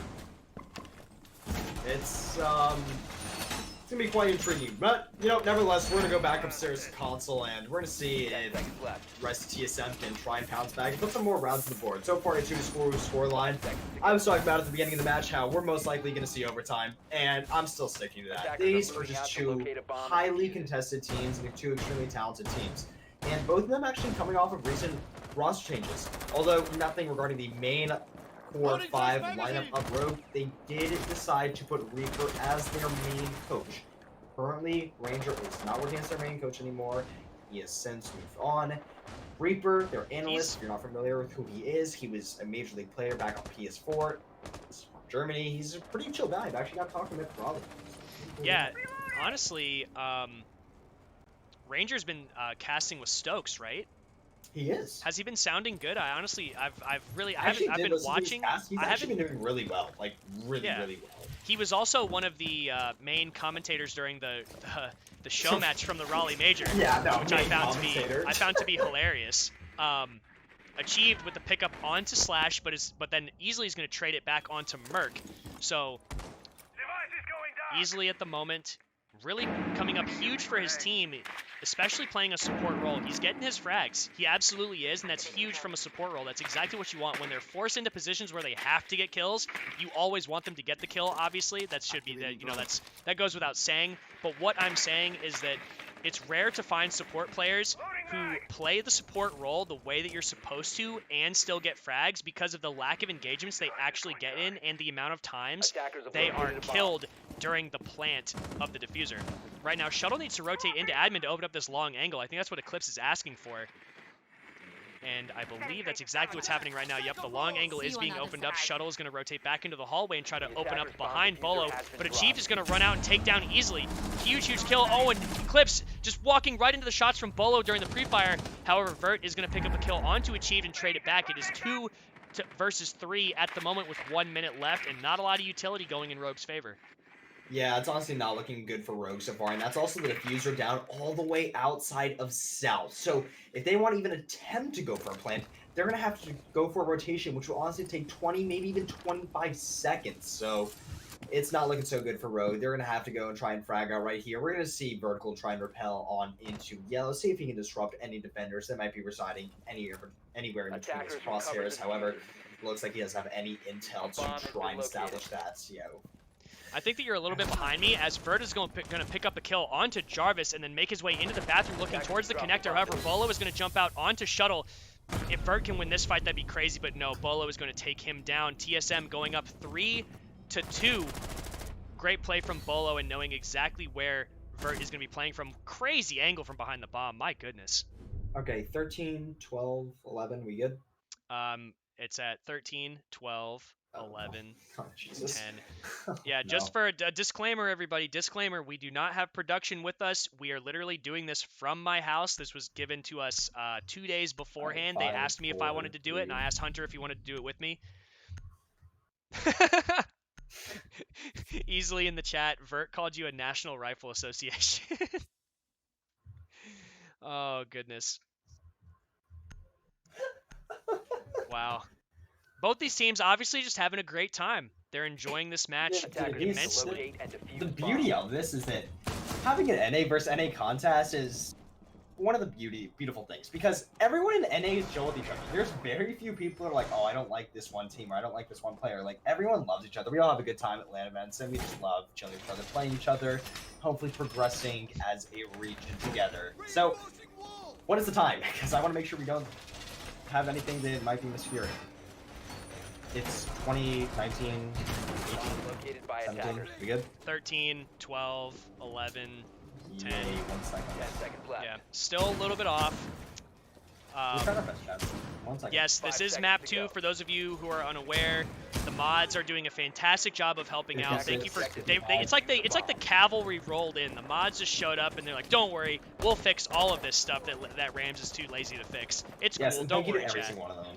Yeah, Like, thank you all the you guys mods are in the doing chat. such a great job. We And appreciate thank you all the viewers that are here, regardless of any like toxicity, blah blah blah, like any of that stuff. Like it's a pleasure to have as many people in the chat as possible. Obviously, if you play fair and act like big kids, you'll get rewarded for it. So, you know, as Rogue are actually pushing the site very quickly now in towards garage. They already have the wall open. Vert looking like he wants to push in again. He's just aggressive, hungry, looking for those shots, and is going to give the call out that nobody's playing by pipes. This is actually a huge deal. They can effectively push towards white immediately and start to go for the plant. So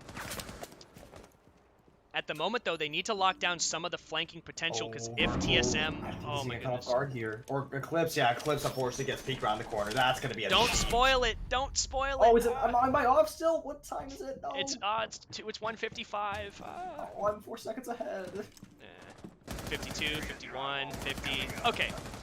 However, regardless, Eclipse has now been taken down. This gives TSM an opportunity to retake control of Visa and have upstairs control above Piano for when the plant goes down. We can see Achieved is playing inside of console, probably with a hole looking straight through the ground right behind white.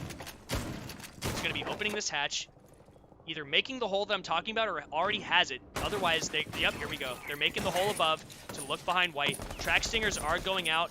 Easley's trying to distract a little bit with some shots as Slash plays way, way far back, trying to hold an angle onto the back of the white van. Alright, I am currently 2 seconds behind Chad. We're just going to settle with that. So Oh, I have to say something at Achieved! delayed time. Achieved coming in huge with a triple, a C4 coming out, and then Bolo gonna come flying down the stairs and absolutely annihilate Shuttle. Vert now in a 1v5 scenario. If there's anybody that can do it, Vert can, but it's really not looking good. His chances are not high. He is still just waiting for anybody to peek through Piano, but little does he know, Achieved isn't even in Piano. He's all the way upstairs. Merc now rotating back towards white. Oh, actually, never mind. Achieved is in Piano. I eat my words. As Merc is going to take some shots at him from back of pipes. And now callouts are being made from the Evil Eyes. There's actually 2 players on yellow stairs at the moment. Vert is going to peek in and is going to get taken down by Pojo at just the right time. A flawless round from TSM as we go into the half.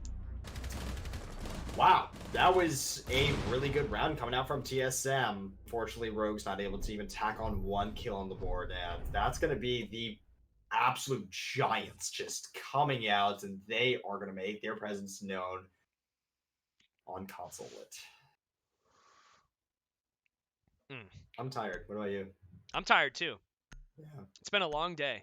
It's been a very long day. It's been a long day, but I'm glad to end it on such an exciting match. Oh, honestly. without a doubt. I mean, this is definitely gonna be a barn burner. And even if Rogue comes out 2-0, I mean, you can't deny how good TSM has played throughout the entirety of this tournament. And honestly, kind of sucks we have to see one of these teams go home, because both of them have just played so exceptionally well throughout the entirety of this Defenders, tournament. protect your bombs. Rogue from being actually made defused their by way attackers. through the BYOC bracket to play up to this point, in case anybody didn't know that. I don't know who Rogue is, but Rouge made their way through the BYOC, not Rogue. Right. Rouge go, Rogue woke. Yeah, so they're going to be making their way onto garage. So Rogue, if you're familiar with how competitive aspect of Siege works, you attack for 6 rounds, and then you defend for 6 rounds, seeing as that Rogue just attacked for 6 rounds. Attack, they're going to switch over to defense, and their first bomb site of their choice will be garage. Now, not too many operator selections you could have thrown off here, as this is honestly probably the best lineup you're going to have to try and throw it out a hole coming out from Rogue. Attacker's objective is to locate a bomb and defuse it. Yeah, let's just see exactly how Rogue decided to play this. Merc is going to be taking the Jackal here, taking a couple pot shots up towards Admin, just trying to, you know, land any crazy nutty clips he can. Same with Bolo here with the flicks all over the front door. So, ladies and gentlemen, we do have an update regarding maps and matches all around DreamHack. If you do not want them to be spoiled, I would highly recommend you mute the stream right now. Okay, we will be talking about matches and where they're being played. Rainbow Six, twitch.tv/Rainbow Six. That match is currently Evil Geniuses versus Space Station. Evil Geniuses is currently winning. They are up score 1-0 on map count, and they are currently up by a score of 4-3 on Clubhouse. Going over to twitch.tv/Stokes TV, that will be Dark Zero versus BDS. That match, on the other hand, has actually just started. It is currently 2-1 in favor of BDS. Actually, make that 2-2, as Dark Zero just got a flawless round. That again is on twitch.tv/Stokes TV. On twitch.tv/Razors Talks. That match will be Team Liquid versus the Susquehanna Sonics. Susquehanna Sonics actually beat Team Liquid on the first map, and they are currently down by a score of 1-0 on Bank. So, oh wow. Easily just Kleebolts Merc into another dimension. And Jarvis just waiting and watching flank. We've seen him do this very, very well, but Shuttle will pick up another kill onto Bolo. A lot of control being taken by TSM, but a lot of time being spent not opening the garage, which is a huge problem. The C4 is getting ripped and is going to be missed as it gets thrown towards Achieved in Piano. He's playing on top of the brown desk inside of Piano. Jarvis still watching the flank, and Achieved is going to have to at least get a pick or push down Yellow. As I say that, however, Jarvis is going to pick up the kill onto Slash, and Achieved was right on his tracks, about to get that exact same frag, pretty much. Jarvis now making his way over towards Spiral, going to try to help on Yellow Stairs, I would assume, as Achieved and Pojo Man try to figure something out here as they want to try to get a plant down, or at least a push in somewhere. They want to get one more pick, but there's only 30 seconds left. If they can even out the man count, that would be huge. But if you look at all of Rogue, they're playing so far back, and they're actually going to go for a coordinated flank here. Bert just calling out that nobody is around the Spiral Staircase, and Eclipse looks like he was going to run up the staircase through Visa and try to come for some kind of a flank to take control of Piano. Smokes are being expended on both sides, and a plant is now going down. Jarvis barely missing that shot, couldn't quite see through the smoke, as easily is going to stop the plant by downing Pojo. Eclipse getting another kill onto Achieve. Now Eclipse also going to finish off Jarvis, and Rogue win their first defensive round. Big round for Rogue, and it looked very, very strong.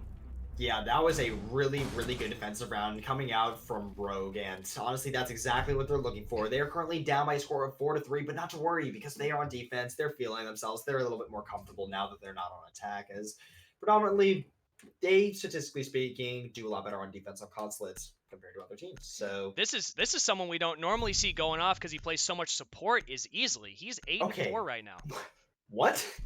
Yeah, what? Easily he's 8-4 right now, and that is. We just saw the round before that one that we just saw. TSM, I think they flawless round Rogue, and Rogue answered right back with a flawless round. So they're not out of this yet. They definitely are going to need to keep up their momentum, and Easily with the Troll 6-pick going back to Castle. So that is an extremely tactical 6-pick, completely throwing TSM off guard. Going from Castle to Castle is probably one of the most maturing picks. We've never seen the likes of it before, and that is honestly a huge throw-up. I wonder if TSM can read into that. No, all seriousness, I do have a mistake, though. BDS did win map number 1. They are currently up. I apologize, it was not updated, so thank you for everyone in chat for correcting that. We appreciate that. Now, heading back upstairs, we're going to see Rogue try and even out the man count, or sorry, not the man count, rather the score count is currently, it's 3-4, they're down by 1, and right now, they're going to go for their first defensive round upstairs on consoles. They previously defended downstairs successfully. 5 seconds to go. So, Based on the operator selection, do you think that these castles are going to actually prove to be effective in any way? Because I personally don't. Other than the castle on the double doorway to B-bomb, if the push is a console window-oriented push, that will be helpful if they hit the barricade down to one hit and they can open it and throw impacts or throw C4s from that angle. Otherwise, I don't think these castles are going to be very strong because not only do they have Sledge and Zofia, most likely Merc has breach charges and Pojoman has X-Kairos. Yeah.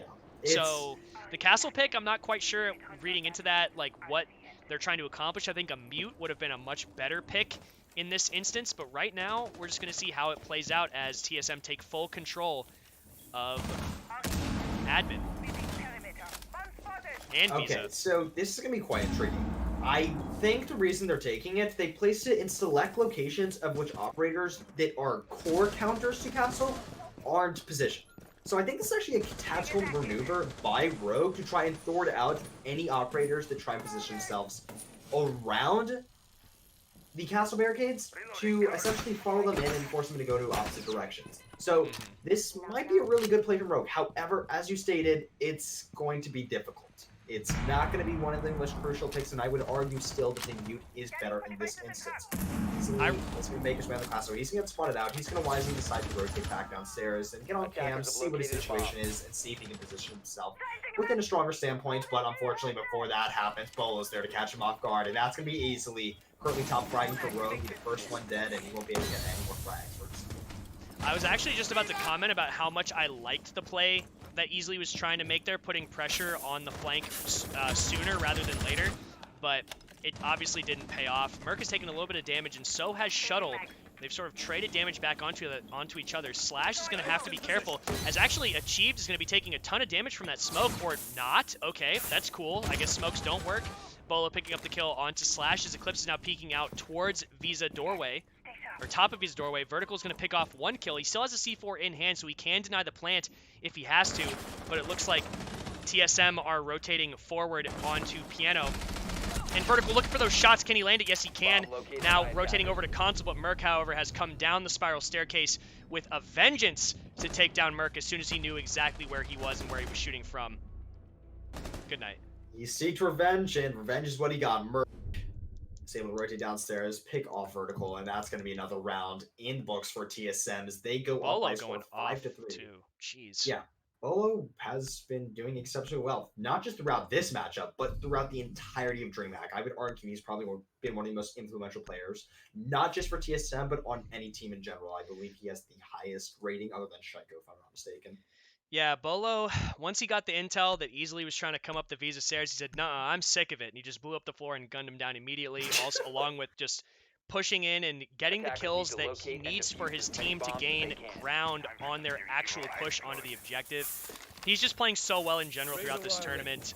It's really nice to see him coming into his own in Pro League. There was a lot of doubt, not in his skill, but in his ability to adapt to the Pro League style and to play a role for his team effectively. And he's proving everybody wrong here, and that's what everyone wants to see, and that's what I love to see personally. Now, I love to see it because there were so many doubts coming into this if Bolo was going to be able to pick things up, because in all reality, he hasn't had one of the best Pro League seasons, and he's had to change up his roles a bit, but he's found his comfort zone, and he has been more than comfortable at this point as he's been able to put on multiple rounds that honestly TSM shouldn't be winning. And we keep saying this, rounds that TSM shouldn't be winning. And that's because sometimes they'll position themselves in rather odd standpoints and they'll get taken out from there. But there's always these 2 or 3 players that find themselves to get these picks that they shouldn't be getting. And that's because they are so skilled when it comes to their gun skill, and they're doing their job and they're doing it exceptionally well. And that's why they are here at DreamHack, and that's why they're here looking to secure their spot at 6 Invitational 2020. Deploying ADS! Rogue, however, are not out of this by any means. They're going to try to go for this top floor again, and I'm not sure whether or not... Oh, that's the wrong peek there. Slash, you need to be a little bit more careful on that, but Shuttle, or Vert, is actually directly below waiting for a C4, able to avoid the track singers. But where's Jarvis, and where is he playing? Oh no, Vert taking a ton of damage, going to get taken down by Bolo, none other. My goodness. Bolo just having the game of his life at the moment, answering back to Vert's performance we had just a little while ago on Cafe. Let's see how many more. Let's see if Bolo can actually get more kills than Vert. Excuse me. Stun grenade out. You good there? Yeah, my throat is sore and tired from all of this talking. My throat is sore, tired, and exhausted, so we're gonna try our best, ladies and gentlemen. We've been casting all day. I mean, since I woke up, I've been casting. I woke up 10 minutes, and they're like, hey, you guys want to cast DreamHack? And I'm like, yeah, sure, why not? Woke up, kicked my feet out of bed, started casting immediately, and I've been doing that for exactly 12 hours now, so... Yeah, it seems to me the way that Rogue are playing, I feel like they're kind of falling asleep at the wheel a little bit, if I'm being completely honest. Oh no, Slash. Oh, that's so unfortunate. But the smoke canister's still not doing any damage to Achieved. I think that, I don't know how they're going to end up fixing that, but Slash is going to have to protect himself and try to expend his utility before he gets taken out. He's very, very close to just absolutely getting annihilated. Another grenade is going to come flying out. Not quite land on its mark. Good positioning from Slash, but the upside down repel will surely spell doom for Slash. There's no way he can survive. One peeking from below and one peeking from above. He is very, very careful, however, and here's the repel for just a second. Bolo shoots in some of his concussion mines. They're trying to wallbang Slash through the table, not quite getting it as the push. Oh my goodness, Slash is in such a crazy position. I don't know how he's been alive for this long, but he's finally going to get taken out. Easily he's going to trade it back, and so is Shuttle.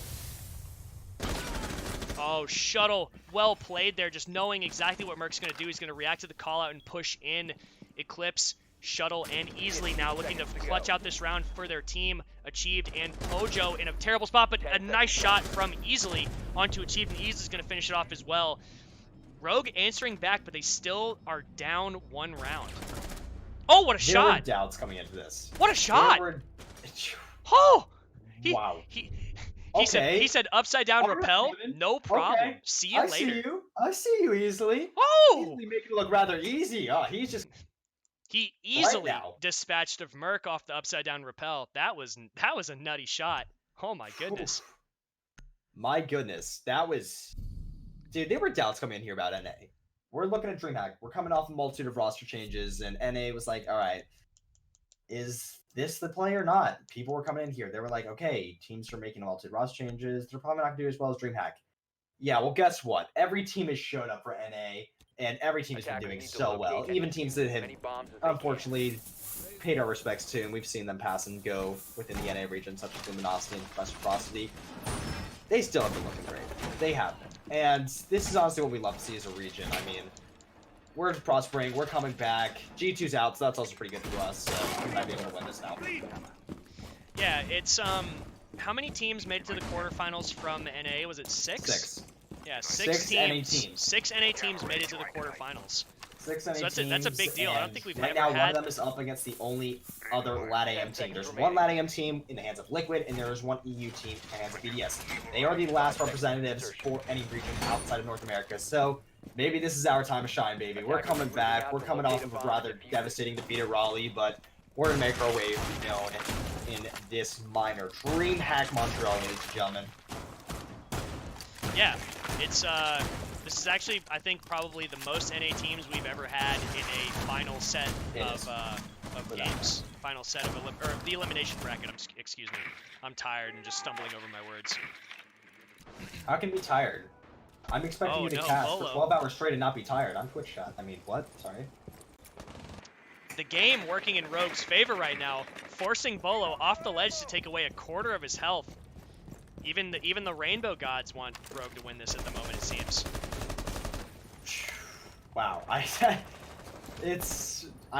speechless right now. I mean, right now this is just such a hotly contested matchup, and it's anyone's game at this point. Right now TSM is up, but Rogue is just looking equally as good, and this could be honestly go either way. Map number 3 on Coastline, if we do get there, it's just gonna be such a hot contention. For those of you who are not familiar with Rogue or TSM and are not familiar with USN, they played each other in a best of 3 series. That was online. Cafe was actually won by TSM. That is the only time Rogue Vert just ever pistol lost Jarvis Cafe. through the floor. What? Vert just pistoled Jarvis through the floor. Yes, Jarvis was probably on a drone, not going anywhere. Yeah, he was on his drone, but still, I mean, it's a pistol. Yeah. Oh, through a wooden floor. Eclipse could overextend here. This is actually a big issue. for Rogue. But Vert is behind him, supporting him, so it's not that big of a deal. C4 still in hand. Vert is checking onto the spiral staircase to see if Eclipse has anybody coming down. As of the moment, no. Achieved back up on the brown desk inside of Piano as Merc is going to be pushing down Yellow staircase. They had to have heard that barbed wire getting hit. They have to know someone's trying to push down Yellow as the wall is getting opened up. This is the exact scenario we saw TSM in a couple of rounds ago, as Slash is going to pick up a kill onto Achieve. Pojo going for some wall bangs, looking for something to even up the man count, but it's not going to happen. Merc going to get a Claymore kill onto Slash, trying to rotate. That evens it up a little bit, but Merc is going to have to push down Yellow stairs, and Pojo's going to have to push in through the garage, and Rogue are just waiting for this inevitable push. They know it's going to happen. Merc is going to have to win a crazy gunfight, but no, Shuttle takes down Merc on the Yellow staircase. Pojo Man now being pushed out by the smoke itself. Literally can't see barely anything. Are they just going to run out on him? Is that what's going to happen? Yes, they are. Eclipse taking down Pojo Man, tying it back up for Rogue. What is it, 4-4 now? 5-5.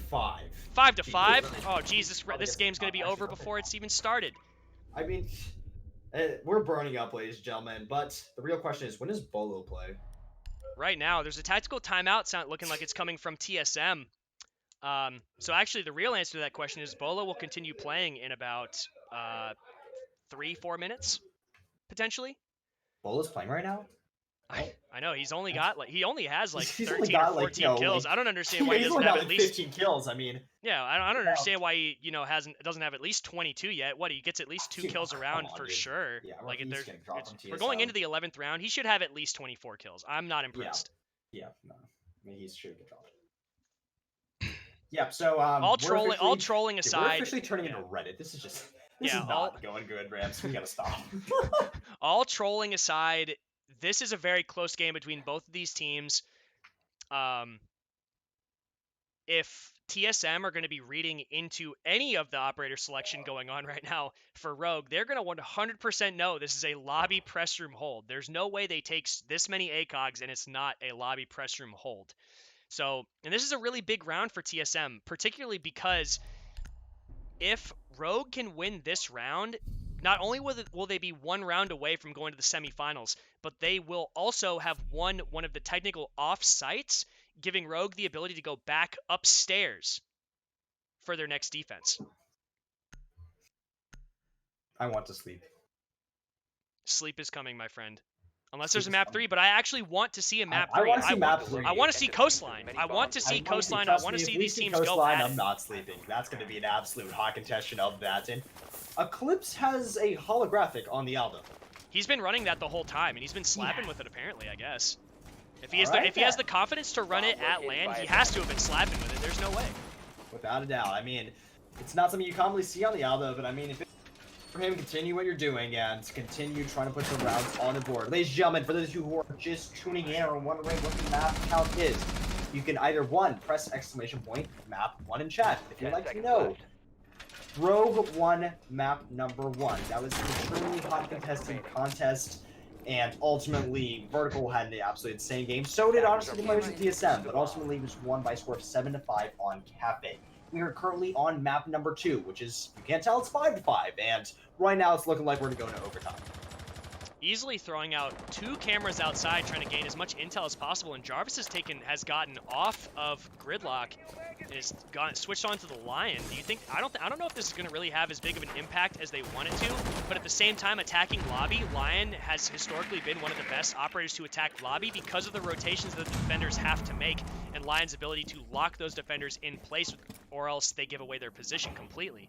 So right now, easily checking his cameras, but there's a few leaves in his way. He could maybe spot through the leaves. It's possible. Merc, however, will get 1 kill, and off the call out from Easily, Eclipse will trade it right back onto Merc. Huge, huge kills. Doc off the board.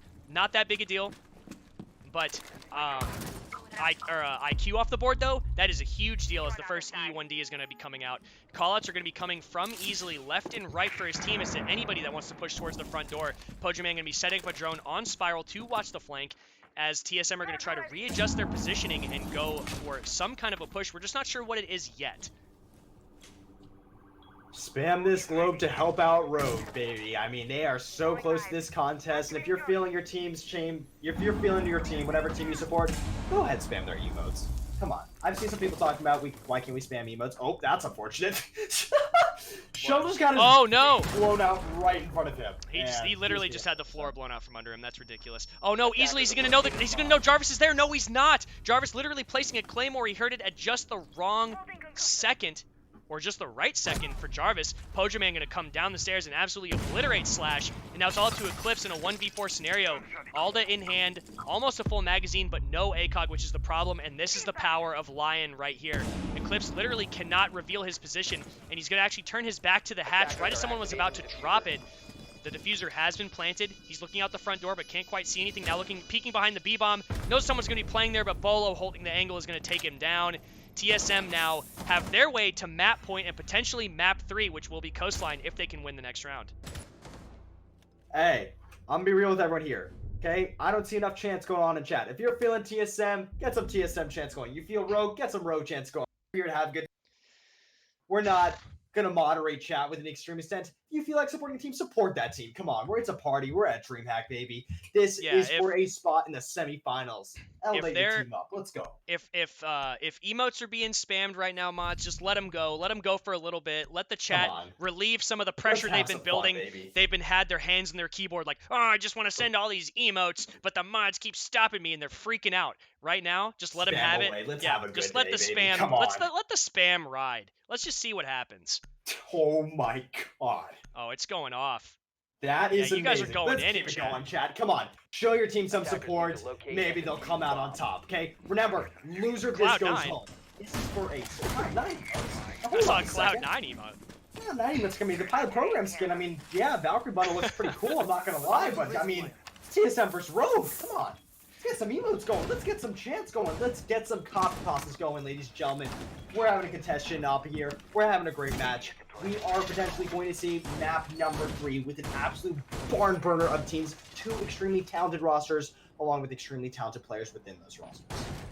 All right, so 10 seconds to go. we're defending upstairs once again for Rogue. They've won it 5 once seconds and to they've go. lost it once, right? Or am I wrong?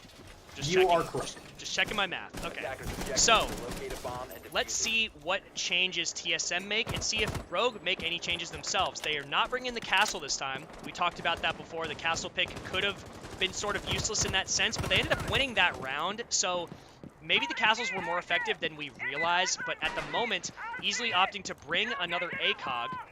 Or no, did they lose that round? No, easily they won the round that easily didn't bring Castle because he got those crazy shots.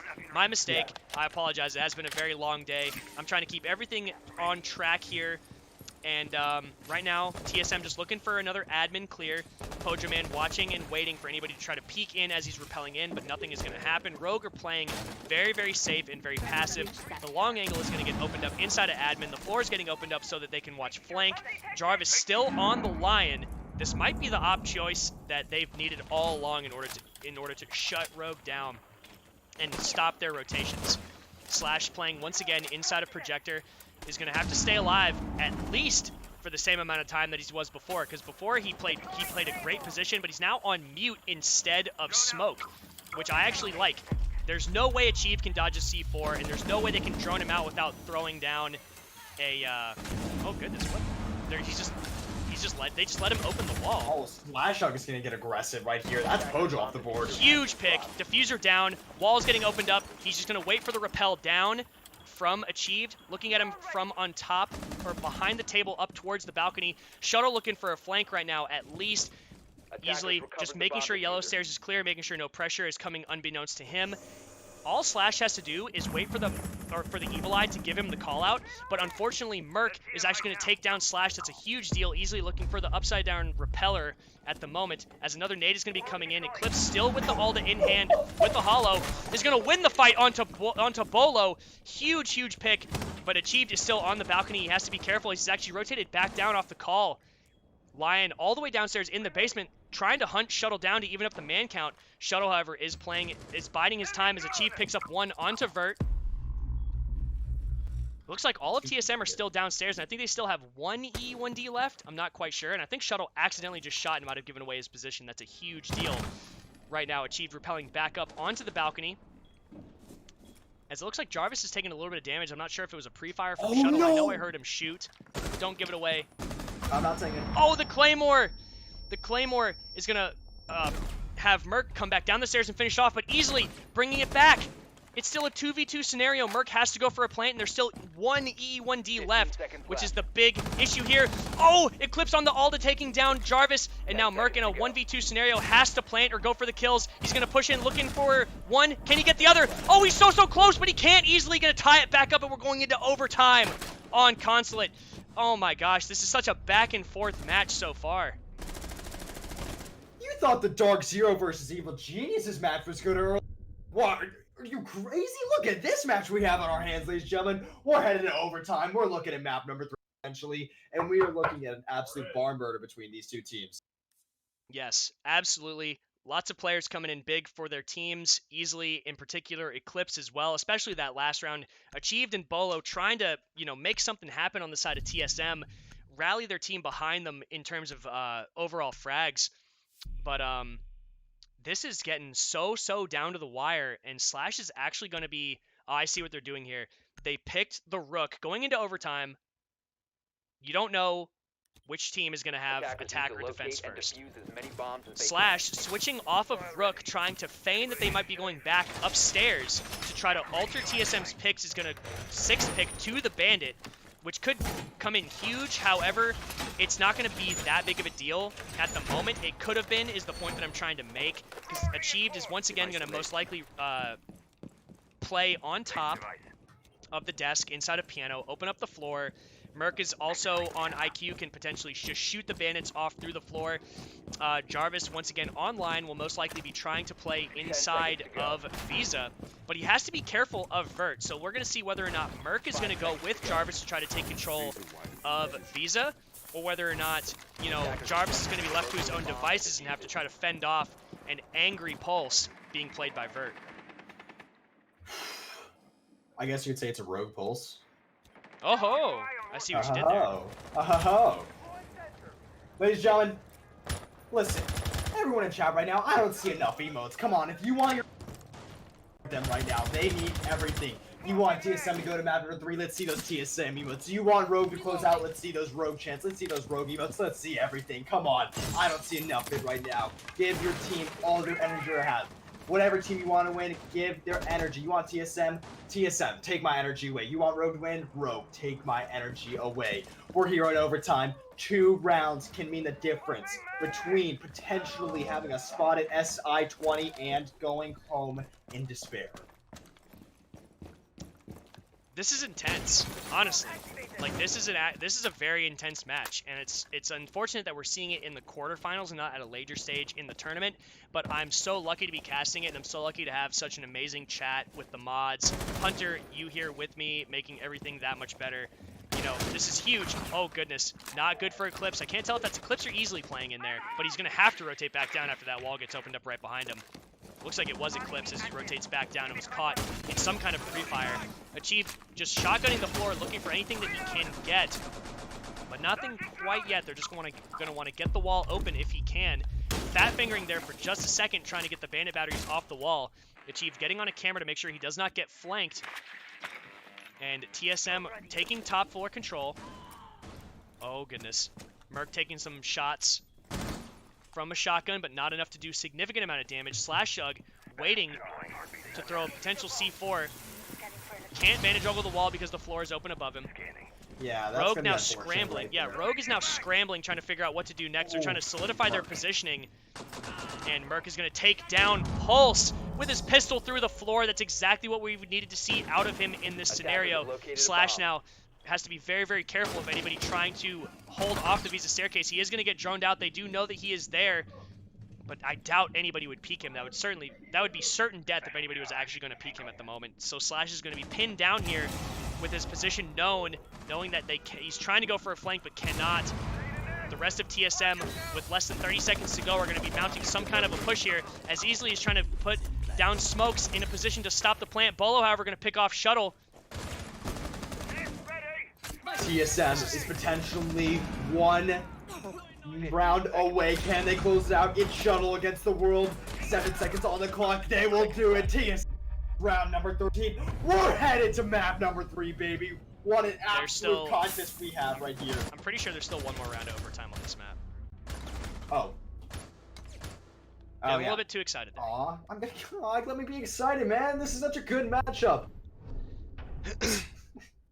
I love Pojo. I love Pojo, dude. I also think you're a little bit ahead now. I'm at 10 seconds. Am I ahead now? Yeah, 10 seconds, 9, 8. Dude, I was getting excited 7. there. I thought we were over. I thought we were heading to map.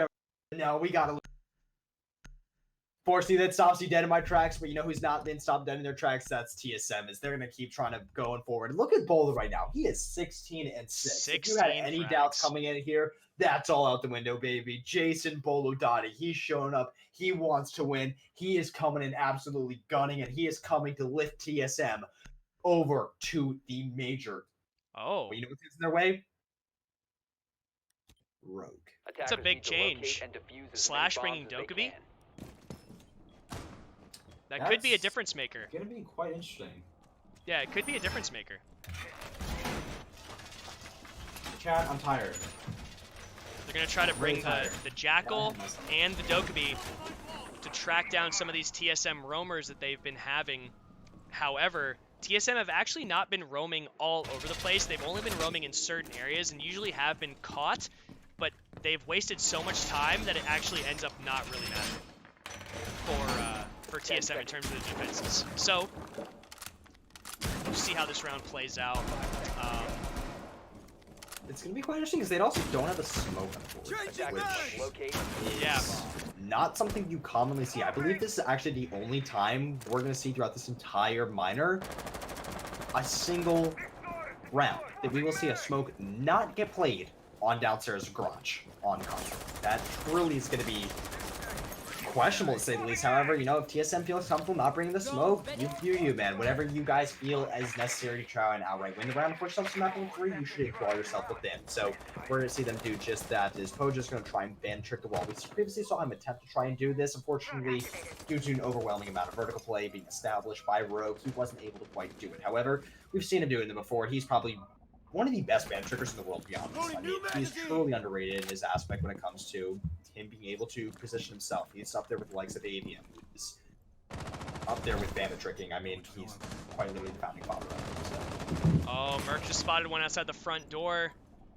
This could be a huge kill if he's able to get it, but they have to be droning him out and looking for him. They're definitely picking him up on the drone in terms of the scanner. They might think that he's upstairs, though, which is one of the great effects of Vigil's ability to not be detected by drones for a certain amount of time. However, the drone is going to get shot, most likely revealing exactly where he is, that he is not upstairs, that he is down in Piano on the second floor. Eclipse now, once again, inside of Visa. Hasn't seen as much action as Jarvis, but it is going to be able to track these footprints right here. And that is Mozzie on the board now, being tracked. Oh, and the clean feed is getting all blurry. Oh, no. The worst time. All right, so we have 1 minute and 20 seconds left on the clock. It's a 5-on-5 currently. However, map advantage currently heavily in the favor of Rogue. They've established themselves. They got the positions they need. However, they've now not got any instrumental picks that would be deemed necessary to try and make their final way onto site. Now, you're going to see one person get spotted out by the Jackal. He's going to get on drag, and Flip's going to try and rotate his way on to try and cut him off guard if he decides to rotate. And the likes of the side of the site, they're going to be getting vertical play rained down upon them, and unfortunately, it's not going to be so good as right now Bolo and Pojo are rather hectic situation. C4 goes out, but it's not connect, unfortunately, and right now the wall is going to be getting opened just as we speak, and Pojo's going to try and maybe get a little bit overly aggressive right here, and it could ultimately lead to his demise. Oh my god, Pojo, are you kidding me right now? So far ahead, but what a turn by Pojo. Oh my goodness. I'll finish out the rest of the round, just so everybody actually knows, so it's not spoiled for anybody else. Oh my goodness. So, Merc with 1 kill onto Eclipse, vertical back onto Pojo, man. Merc now just watching the back and waiting, Vert looking with about 17 seconds left with nothing left to do other than wait. They have to just go for the plant as the Evil Eyes are going to be stopping his forward progress in terms of getting the plant down.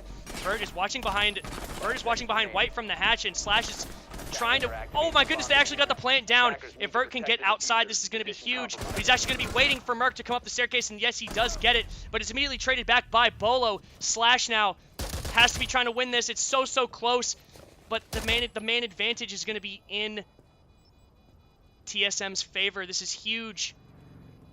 if he can start going for the defuse, he's going to have to peek, and he can't win the fight. Bolo winning it out, and we're going to a map 3. Ladies and gentlemen, map 3 on Coastline is inbound. Defenders win. I just want to point out, if he doesn't have a silencer, Bolo would be dead. Whew. So that's going to be quite unfortunate coming out from Rogue, but it's not unfortunate for TSM, as they're going to force map number 3. Exactly what I was doing last round was I called it, I predicted the future. I'm actually got some kind of superpowers, and I predicted they would go to map number 3. 19 kills for Bolo. 19. I don't know what that headgear is on Mozzie, but it looks really cool and I want it. He has 19 and 6. Jesus. And look at, every player all around has just been doing so well throughout this entire matchup. I mean, you look at players all over Rogue, you look at players on TSM, every single one is being just as equally consistent and honestly throughout their entire endeavor. So, ladies and gentlemen, we will be heading over to Coastline. We're most likely going to have a 5-minute break as it is map 3. So, talking about this previous matchup that we've had, if you are just tuning in and you're wondering what is going on right now, we previously saw on map number 1, that was on... What was it on? I'm tired. I can't think. Cafe. It was on Cafe. Cafe. Oh my score goodness. 7-5. Currently, well, not currently, but we saw Rogue go up by a score of 4-0. We saw TSM bring it back 5 rounds. Ultimately, Vertical and the rest of Rogue was able to close it out. Dropping some of the most insane kills we've ever seen in the history of Rainbow Six, that match. If you haven't seen that matchup, I would highly recommend tuning back in and go watch a VOD. It was a really good match. Now, if you're just tuning in right now, we previously saw on Consulate 8-6 in favor of TSM. So we're going to head back onto map number 3, which TSM wasn't able to beat Rogue on the last time they played each other. I know. Chat's just saying, oh, have some coffee, have some coffee. It's like, Yeah, I've been drinking coffee all day. If I drink any more coffee, I might overdose on caffeine. 12 hours. Yeah. 12 hours. I haven't even had coffee yet. You know how I talked about getting coffee 12 hours ago? I haven't had coffee yet. I'm still tired. My goodness. In fact, I haven't had food. I had lunch at, 12?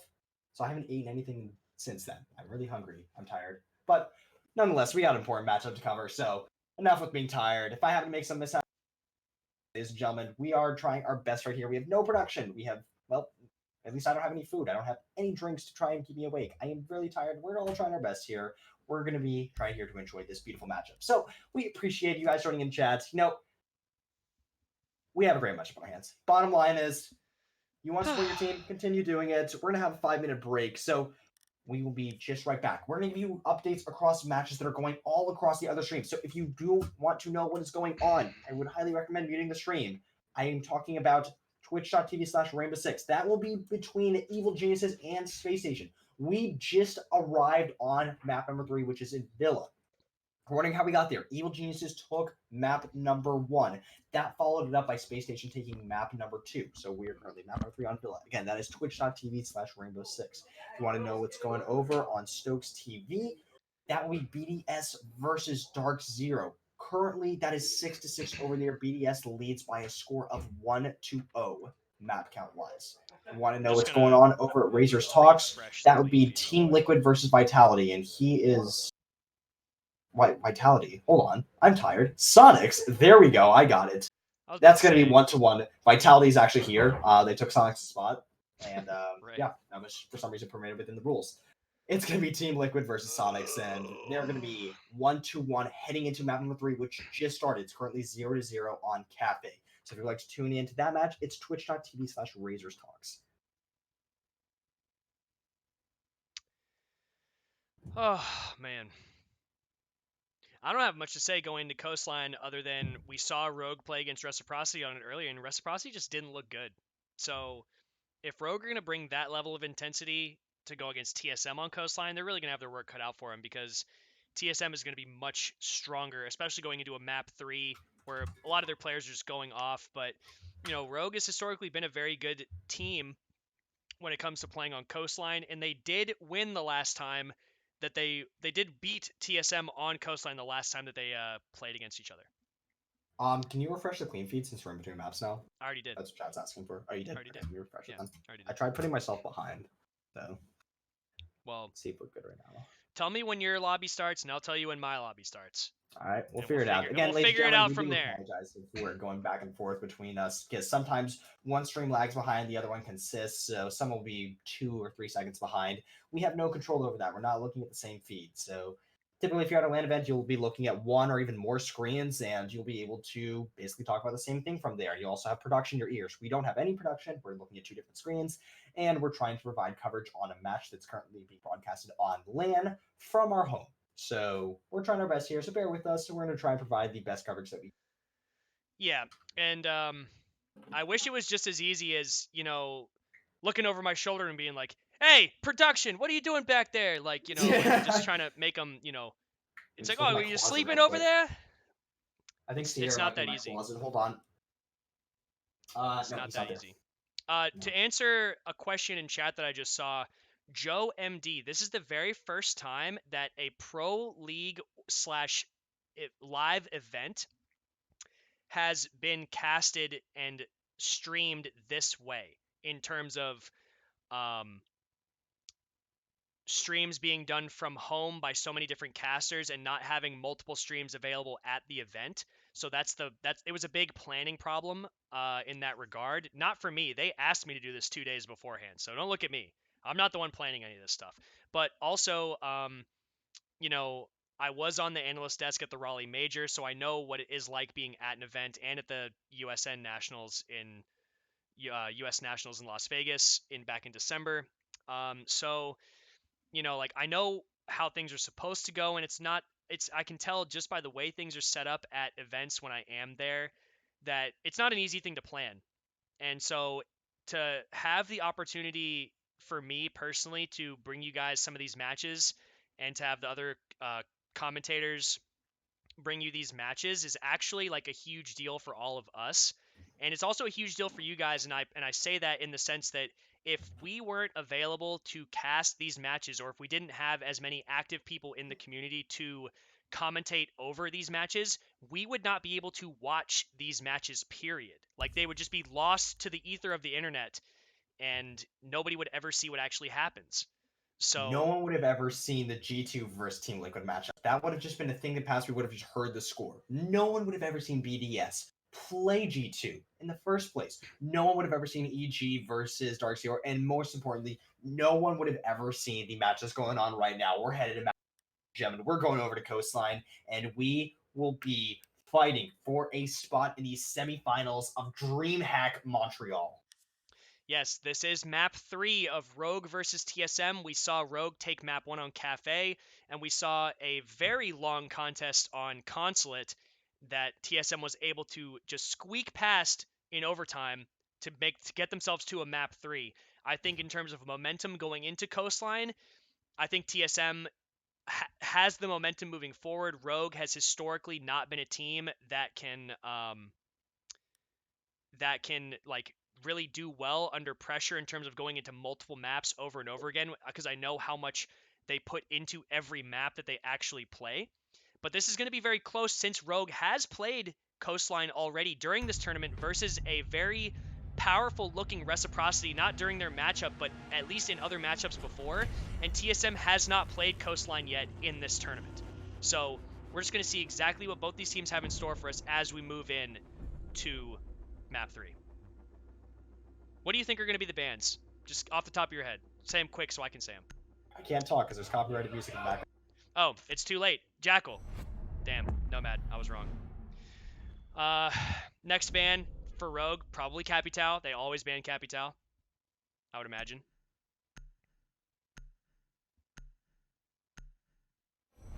Capital. Rogue's ban. Echo. Can I be best 2 out of 3? Yep, Echo. I'm 2 for 3. Let's see if I can go 3 for 4. Mira. Yep, there we go. Echo, Mira, by the way, from statistically speaking, they are literally the 2 most banned defenders on every map. Capitao is the most banned attacker, but not often picked even when he's not banned. Nomad has been seeing an influx of bans, but only on certain maps. This is one of those maps where you definitely do not want people to stop your runouts if you are a runout-oriented team, but I think a lot of Coastline is based around certain runouts and things. So we'll just have to see what's in store. Right now, there is, by the way, Hunter is in his dorm, and there's copyrighted music being played in the background by some of his, dorm mates or whatever you want to call them, depending on where you live. So he cannot talk until they stop playing their music so gosh darn loud. Protect your bombs Kids from these being days. defused by What can I attackers. say? Kids these days. So we're gonna see hookah and billiards as the defensive location for TSM that they opt to go for first. This does seem to be the best site to defend, and we do see still see the purple tarp in play for the attackers if they would like. That will most likely not be around too much longer. Hint, hint, nudge, nudge. But we're going to see whether or not Rogue try to want to utilize that purple tarp, because it does provide such a powerful angle from the northern window, as Achieve is going to be setting up some cameras inside of the office to make sure that his path is clear coming in to throw a C4 if they do decide to push through Aqua. Let's see exactly what his cameras do see. They see office, they see inside of Aqua, and there was a camera thrown out outside towards the southwest. Vertical, however, is going to take some damage, most likely from Bolo looking for a spawn peek, and multiple spawn peeks coming out from TSM. They're trying to come out. They're trying to come out swinging. They don't want Rogue to get comfortable. All right, ladies and gentlemen, I am back. I do apologize. We had some copyrighted music playing in the background, so make sure that wasn't heard on the live broadcast, but we're all good, ladies and gentlemen. We're on Coastline, we're with TSM, we're with Rogue, and we are having a great matchup just about to get underway. So we're going to see an east side take coming out from the Rogue boys over here. They're going to make sure that there's no one there to establish themselves on a flank, and no one there to establish themselves in a position they could disrupt the push coming out from Rogue. So they're going to be rather precautious, make sure there's nothing downstairs roaming by the main lobby, and he's actually going to get caught out. I do believe that was Merc, if I'm not mistaken, so he's going to have to try and adjust his positioning and see if he can put himself in a rather better standpoint. Oh no, it's Bolo. Bolo's the one that got marked. No, I was talking about Merc in the main lobby. Oh, okay. Gotcha. So Trackstinger's being shot by Merc, revealing his position, but Vertical is actually going to capitalize on those Jackal pings and take down Bolo ASAP. Now he's going to be watching the flank at the bottom of Sunrise on a drone and then waiting to peek at just the right moment. Eclipse is going to be droning and actually avoiding the Spider to gain a little bit more intel as best that he can. Eclipse now pushing in, trying to burn the ADSs, but a C4 from Achieve. This is what he's known for. This is what he does. As he's even being spotted on a drone, that's a huge timing issue for Rogue, as Merc has actually made his way underneath the Cool Vibes camera, and Achieve's going to pick up another kill onto Vert. Not quite sure where he got that kill from. Nonetheless, it is important, as Slash is going to be trying to open up as much of the hookah wall as possible. Shuttle's not able to land a shot right there, but he's able to land that shot. That's 3 on 3. 50 seconds block and try and position themselves in a better standpoint, try and make their final stand on the site. Better well known. Shuttle's going to try an entry, but Achieve's going to shut that down in its tracks. 2 on 3 scenario, 40 seconds left. Diffuser in the hands of Easley. He's going to try and entry his way on into site, and he's going to catch one off guard. That's going to be a down. Achieve down for the count, followed up by Jarvis getting taken out by Slash Hug. However, it's a 1v1 technical as Achieve is down on the board. Stop. You're ahead. I'm at 25 seconds. I don't want you to spoil it for anybody, and I don't want to be spoiled either. So with 20 seconds left, Slash is going to have to push up. Has the shotgun in hand. This is the play, but Pojo most likely has his shotgun out as well. Which shotgun is more superior as Slash Hud switches back to his primary? He's going to peek slowly around the corner. Can he win the fight? It's going to be so close, but no, Pojo taking it down. TSM winning the first round. My goodness, why are our clean feeds so far off? I don't understand. I apologize. So I'm actually going to be 2 seconds behind you now. So if I have to delay something in chat, I do apologize. Again, we're doing our best we can. So right now, I 2 literally seconds behind. I literally did refresh it when we were in between maps, and I don't understand why it's so off to us, because we're both on the same feed. And I blame Uzumaki. Blame Uzumaki? I don't even think he did he even cast today? I think he was going to, and then I think something came up. Unfortunately, I hope he's okay. Yeah, I'm still gonna blame him. So we're going to see Achieve decide to 6-pick off Valkyrie and most likely going to go onto a Doc. I was actually not expecting that whatsoever. Typically, when you see someone play Doc, it's Attackers usually need to going to be either locate Bo and or defuse Merc. as Seems many that bombs Achieve as has they decided can. to divulge himself within that role and Bomb located by trying to position attackers. himself to a rather better standpoint compared to his previous operator, which was Valkyrie. It's going to be quite interesting because, in all reality, I do think a Valkyrie pick would be more crucial, specifically on the Blue Bar Sunrise defense.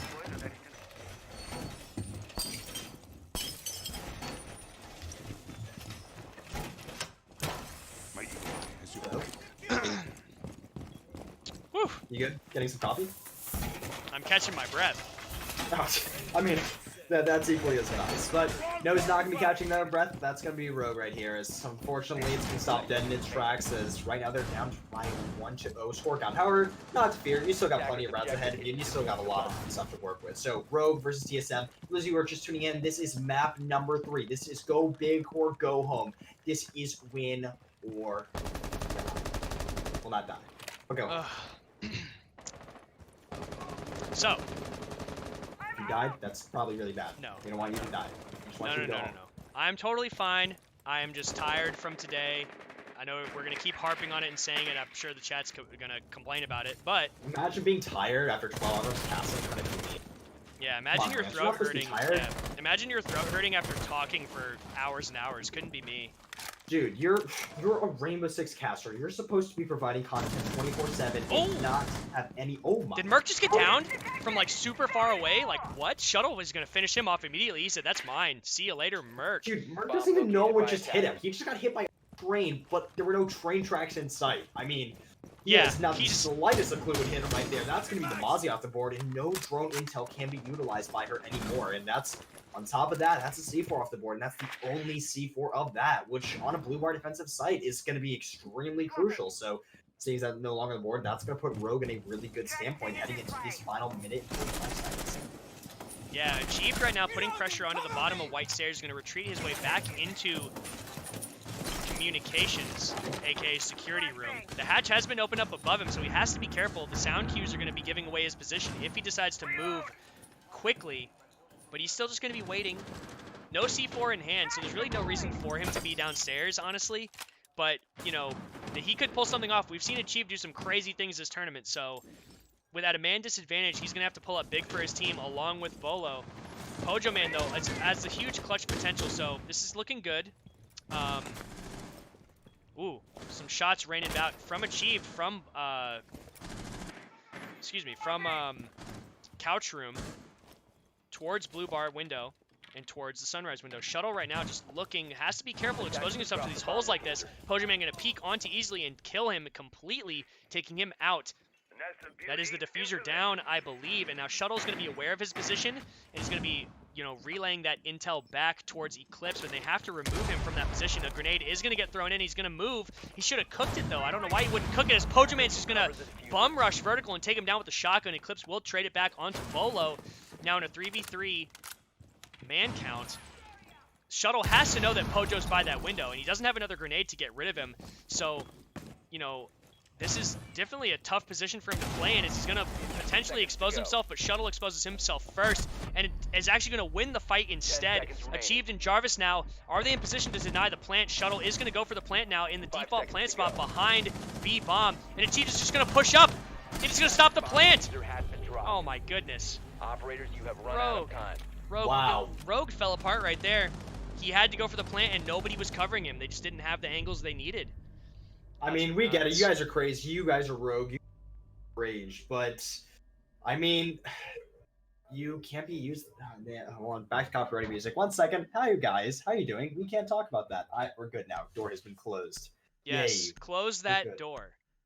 I have no control of it. So those of you wondering why there's copyrighted music in the background, I'm in a storm. There are people right across the hall. Are we good? Okay, yeah, we're fine. I explained that. We're all good then. All right, but if you would like an update regarding the map scores across all the other streams, mute your stream right now if you would not like to get spoiled for the Dark Zero and BDS match. I will be talking about that. Dark Zero has beat BDS by a score of 8-6 on map number 1. We previously thought they were actually on map number 2. They are, in fact, on map number 1. Is that the only other match being played right now? I can't talk. Oh. Copyright. Well, Hunter will give us an update on all the matches going on for the rest of the tournament at the moment. Tomorrow will be the semifinals, the finals, and there's actually going to be a third place match, 10 seconds which left. I'm surprised there's actually going to be. That will be casted on Sternab's channel. 5 seconds He remaining. is casting with Spartan. For those of you who don't know who Spartan is, he is a former Attacker's Halo objective is to locate pro a bomb player and defuse it. who has switched over to Rainbow Six and has played his hand in the competitive community. Has been doing pretty well, almost made Challenger League, but not quite. Achieved looking like he wanted to go for a spawn kill there, but just waited a little bit. He just didn't wait long enough, is what I'm trying to say. Once again, tripping over my words. It's been such a long day.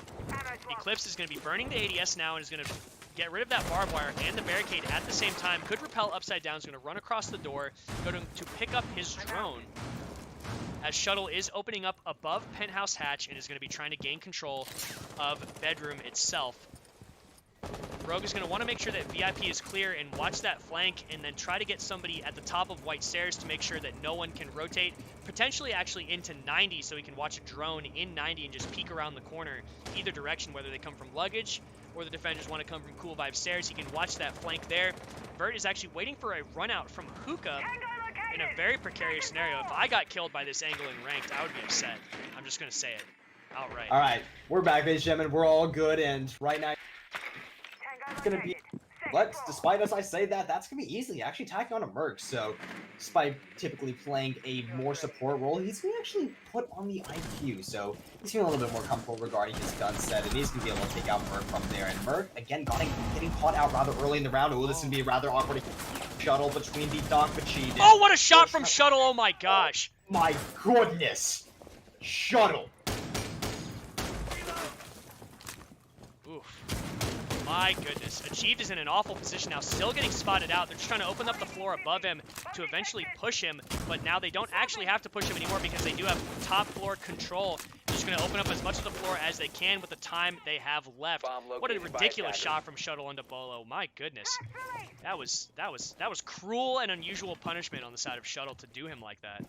My goodness. Honestly, it's looking really good for Rogue right now. A 5-on-3 advantage with a minute left. They're going to be attack on some vertical play, catch off any remaining TSM defenders residing within the bomb site. However, they're not going to be able to spot anyone out just quite yet. And fortunately, doesn't look like TSM has spotted anyone out from Rogue yet either. So they're just going to be playing the clock. They're going to try and see if anyone can try and divulge themselves into the crosshair. Oh no, someone's going to get caught out in open area. That's going to be achieved on the... He's not going to actually get taken out. That's going to be Kodo taking a Eclipse on the other side. Oh my goodness. Run at the main door. Oh, achieved. Huge kill from Achieve there. Could have paid off dividends, but not in the end. Pojo Man now with clutch potential has downed the diffuser with 18 seconds left. Slash and Vert had to pick up the diffuser. They should still have smokes in hand, and Pojo is getting spotted now on the Jackal pings. They know where he is, and Pojo Man is going to directly try to stop them. No, they're actually rotating all the way around to the other side. He still has one smoke in hand. He's going to have to throw it and push in based on the Jackal pings, but now it looks like Slash is going to be waiting for the eventual push into the hallway. No, he's not. Looking the wrong way. The plant is going down. Is he going to be able to get off the plane and win the fight? No, Pojo Man with a huge clutch coming in big for TSM. That's exactly what they need to take it and win this round, moving towards the semifinals. That was a huge round from TSM, and the LOL comes out. The lull from Pojo Man. My goodness. Even with the Jackal pings, they didn't know where he was coming from. Crazy round from Pojo Man. Just knows exactly when to push Eclipse, knows exactly when to push and throw his smokes to just, you know, oh my gosh, I can't even spit it out. There's so many things going through my mind as this tactical timeout comes out, most likely from Rogue to try to put things together. Pojo Man 8-1 so far. If I don't see a compilation of Pojo Man dropping in your Pro Digest, I'm going to riot. My goodness. So we're gonna see, dude, he's 8-1 right now for 3 rounds. Are you Pojo's nuts. Everyone in this match is a fantastic player. It just depends on who takes their opportunities and who capitalizes on them, and that was the opportunity for Pojo Man to come in huge for his team. It wasn't looking good for them. Great shots coming out from some of the Rogue attackers. Good trades. An unfortunate run out from Achieved only netted him 1 kill, but it gave Pojo Man the edge. And I can't believe even with the Jackal pings that he was able to pull that off. That was crazy. Literally insane. He's nuts. Yeah. So we're going to be getting on into round number 4. And honestly, I would say a well-calculated tactical timeout coming out from Rogue, because in all reality, they should have won that round. Defenders, Fortunately, they weren't able to capitalize on the opportunity that was granted to them, and Pojo was able to come out on top. And right now, deciding to take a tactical timeout, pace yourself, regroup, get together, and decide what is the best course of action. This match between solo mid is the best option that Reaper has granted. TSM now going back to Hookah and achieved once again with the C4 in hand. Is Rogue actually going to try to pressure him and remove him from his location downstairs? Because if they don't, they will most likely get killed by a C4. It's just what Achieve does. He positions his Valcams in good positions for his teammates to relay information, and he just happens to get C4 kills along the way based on his own intel and his team's callouts. It's something that Rogue definitely have to try to counter, or at least pay attention to at any given time, and that's what makes Achieve such a dynamic and difficult player to pin down at any given time. Wow. I was not expecting this whatsoever. On paper, Rogue honestly should be winning on Coastline. And if it's going to be at least close, that's probably, well, if it's, words is hard. And on paper, if they're not going to win, well, psychologically you'd think it'd be close. But honestly, right now it's looking like TSM is on a track. It doesn't look like they're stopping anytime soon. No breaks have been set in place, and it looks like they're trying to get their final destination set to the semifinals. So we're going to see Rogue and Vertical trying to establish some control of the downstairs area, trying to make sure that there's no presence being established within Blue Bar, and essentially trying to make sure that you can't get C4 when you go from your title take on the site. However, there's going to be one player residing with the main lock, so their main focus right now is trying to smash him, make sure he can't disrupt this push in any somewhat way, make sure they're all safe and sound within their set locations. We're going to see Achieved, who's already expended his C4. That's not going to be good whatsoever, as he has not connected not only a single kill with it, but not a single tick of damage, so it's not going to do so good for TSM so far. However, map control is firmly established so far regarding the top of the east side. Downstairs, not the same, though. You're going to see a lot of utility getting dispatched by Achieve. Not only that, his position has been exposed. There's going to be one person coming up the hallway. If he doesn't get off in time, he might just get caught off guard. Or he's going to rotate out at the most perfect time, and he might just be able to catch one of the defenders off guard, but no, he's not. He's going to get shot by Vertical. Frankie's there to come and save the day for Rogue, and that is Achieved going down on the Valkyrie. Vertical saying enough is enough. I'm taking you down. You can't run out like that versus my team. So, Merc now going to get droned out, going for a few wall bangs. Could land the shot, but just aiming a little bit too high there, as Slash is taking a little bit of damage elsewhere. Merc playing inside of Sunrise now, just waiting, as it looks like Vert's going to try to track his footprints, or at least trying to figure out an angle he can track him at, but he has to be careful trying to track them. Merc could come right around the corner and just gun him down, but no. Merc is going to rotate his way back to the safety of the bar, as there is what could be direct support from the Cool Vibe stairs, but it just doesn't seem to be occurring. Oh my goodness, Vert. Oh, if that flick would have hit, that would have been nuts. But Vert now just waiting and pinning Merc in position to make sure that he can't rotate back out of that position, as the support does come from Cool Vibe stairs. Vert is going to rotate his way underneath the camera. Some free fires coming out, and now the plant has actually gone down. This is huge. Bolo is the only C4 on site. Merc's going to win the fight onto Vert. Pojamain has been dispatched of, and now Bolo is going to have to push his way forward, trying to throw a C4 to maybe get a pick, going for a few little free fires here and there through the wall, but can't quite land anything yet. Merc is going to get downed. Not quite sure from where. It looks like on the big double window. No, actually from VIP, and Bolo is literally going to walk right into the same angle as Eclipse is going to take down Jarvis, and Rogue finally put a round on the board. I don't know where the team comms went, because Bolo should have definitely known where those shots came from, but at the same time, since Merc didn't die, he only got down. So the call out would have not been non-existent now that I think about it, because there's no way Merc would have known where he got shot from, because he walked into a double window peak and the Hibana hole inside of VIP. So Rogue's able to stop the bleeding, and honestly, that's just what they were looking for. They're able to attack one. And honestly, if they are able to get 2 more, it's looking really good for them, as the 3-3 split on Coastline is an ideal scenario to enthrall yourself within. However, we're going to see Achieve forfeit the Mozzie, of which he's previously tried to position himself on. He's going to go back to Valkyrie and see if he can do a little bit more work. Yeah, TSM just focused on trying to win Wait, are they downstairs? I can't tell based on where we're looking there. Back in hookah? Yeah, we're back in hookah. So they're determined to try to win hookah at the moment. And I feel like they think that they can win this site. They won it before. Achieved, however, got a little bit too excited, ran out the round before, which gave Rogue the edge in the moment. It's really, I think that this round is really just going to depend on whether or not Achieved plays more passively, and whether or not Rogue actually put utility towards actually trying to kill Achieved. Because as of right now, he's the only C4 on the board. Yes, Bolo is playing on Legion this round instead of Mozzie, but, you know, as he's the only C4 on the board, they need to get rid of him to establish a little bit more control. Most likely, they will still push into Penthouse and VIP area, knowing that there is going to be someone playing inside a theater. Merc is actually going to pre-fire towards the double window. Peppers slashes leg up a little bit as he repels up, and Slash is just going to drone a little bit for Vert, looking for those footprints. Yep, so Rogue is obviously going to try and do the same default take they've done every single time. That's to take control of Penthouse and then trying to establish yourself by cutting off the roam game and eventually making your way onto site. However, you know what sends their way? That will be the same two players that position himself here the entire time. That will be Merc, that will be Achieved. That's going to be crucial. Slash spawning out, that punch hole can honestly mean the difference. If anyone tries to utilize that anymore, they have their head taken right off. You're going to see Jaeger get spotted out, and he's just going to get taken down. That's vertical tagging to kill onto Merc, and that's going to be a 4-on-5 disadvantage for TSM and a 5-on-4 advantage for Rogue. And honestly, this is exactly what they're looking for. However, we've seen them take man advantage before, and we've seen them forfeit it before. So hopefully they're trying to replicate a little bit more success than they've seen when hunting down the roam game. Achieve has been lit up to around 50 HP, so he's going to try and see if he can get a pick from here. Getting a little bit over-aggressive considering he doesn't have a nitro cell, so he can't get any kills through the floor.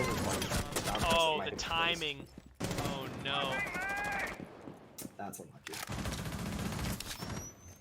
Looking for those footprints. Vert can track down Bolo here at the moment. He has been spotted. Is he going to be able to find the footprints is the question. Oh, here's the C4. Is he actually going to... Oh, he is going to find the footprints of Legion. So Bolo has to retreat back into the site as Eclipse has full control of 90. And actually knifing a Legion goo mine that had been placed there. Double window being opened up. Most likely someone will rotate over to that position as easily is going to be opening up the wall behind where Pojo and or Jarvis will be trying to sit. Most likely Pojo, because Jarvis will be playing in the back of Hookah. As it seems like Bolo is just going for a ridiculous flank, even though he's being spotted out. Jarvis does get taken down. Slash is waiting for Bolo to come back, but is going to get taken down by Shuttle, and Eclipse is going to clean that up. A flawless round from Rogue. Rogue coming back with a vengeance on the last two rounds. They're having none of it. I mean, they got tactical timeout, and so far it's looking like the right decision by Reaper to call that, considering this has just been an absolute onslaught for Rogue. Able to get one round just off of coming off of losing a rather winnable scenario when they were up 4-3 and then Pojo out the clutch. So the fact they're able to get some more rounds on the board and rather even out their scenario, it's going to be rather good. This is probably the only time we will ever see Bolo not just absolutely fragging out this entire tournament. Say whatever you want. They put him on the Jaeger. Line, but he's just been frying out this entire tournament. So he's going to get put on the Jaeger right now. He's not feeling so comfortable being on the flex. So he's going to take Merc's spot. Merc's probably going to try and play a different position. But seems like he's on the Vigil. Probably not going to be playing a different playstyle. Maybe just to throw himself with the stamina. It seems to me at the moment that TSM's strategy to fighting against Rogue's aggression is with more aggression. So we're going to see whether or not this can pay off. Obviously, Merc got caught on the rotation. Vertical is just holding the angle on top of the skylight, waiting for Merc to literally retreat back from theater to try to get back to site. So good positioning by Vert in order to get to that position. And yeah, TSM are looking strong, but Rogue in those last two rounds are looking a little bit scary. TSM is probably going to have to, you know, tighten up a little bit in terms of their defenses, because Achieved is getting caught out in random positions almost. You know, Merc gets picked off early trying to apply pressure, but has no way to rotate back to site. It's just, it's getting more and more difficult for TSM to play their game as Rogue is adapting on the fly to what they're doing. Rogue's coming in this, and they're like, you'd be damned if you think you could cross us on Coastline. They're coming back. They're, as you said, looking like they want vengeance. They are angry right now. They are Rogue. They are enraged. They want to come back with this map, and so far, looking like they have the high possibility of doing it. Before all those steps, though, when it comes to outright winning the round, they're going to have to dispatch this ever so evident roam game in position within kitchen. Now, you're going to see Vertical try and disrupt it by trying to make a standpoint known regarding of where he wants to entry from. However, you do have a player, I'm not sure what's actually kitchen, followed by, Oh, good night, no. achieved. Great shot from Vert. He almost inadvertently just walked into that, but is going to get taken down by Merc pretty much in the exact same fashion. Good night, Vertical. My goodness. He's able to get the impact frag on the board, and honestly, you can say he died early on the round. Game gets taken out, and that's honestly how Siege should be played. Refrags, and that's what TSM is quite lackluster. Shuttle! So, what? What? What? Oh my goodness gracious, Shuttle's able to enter on the site. That's going to be bombed down for Rogue. And right now, TSM, they look like they were to come back, but right now it looks like it's just going to be a 3-3. 3 rounds connected in a row, unless Merc can come up with something absolutely huge. Nice shot onto Shuttle. Merc now in a 1v3 scenario. Not a lot of time left to work with, but he could make something happen, turning on his ability just to give away a little bit of something, but he's going to actually take down easily. Merc with the triple kill. He's going to have to ace clutch it, but no. Eclipse laying down in the corner. That wall usually does not get opened that way. Catching Merc off guard. Rogue bringing it back 3-3 at the half. Okay. Let's take Shuttle. Now let's take the operator he's on. Fuck. You think he would go upstairs and get some vertical play, you know, maybe dispatch of some of the roam game, hold some angles? Nah, I'm just going to yeet my way on in a side. All about around house. And they're like, yeah, sounds like a pretty good idea. So they do just that, and right now it's a 3-3 scoreline. TSM, previously up by a score of 3-0, is now falling behind, and we are at an absolute stalemate, ladies and gentlemen. 3-3. We head into our next split. Rogue on defense, TSM on attack. Attackers need to locate and defuse as many bombs as they can. Statistically speaking, I was just going to ask you, statistically speaking, since I feel like you have the stat sheet in front of you, what is Coastline in terms of attacker and defender sided? I'm pretty sure it's attacker sided, right? It is. I'm pretty sure it is. Hold on one second. Yeah, just check to make sure. I don't want to make up anything as we go. Do you want from the Raleigh Major, or do you want from Pro League? Either one. It doesn't really matter. At Raleigh, it was attacker sided, and Pro League sided. Okay. Bottom line. So, as of right now, it seems pretty even. Based on the most recent event played, it is attacker-sided, so this would favor TSM on the split. However, both of these teams seem to come on and off of their steroids, whatever they're doing, round to round, on a round-to-round basis. So, you know, Rogue could just do something ridiculous, as Vertical looks like he's definitely going for some kind of a spawn kill at the moment from the big window.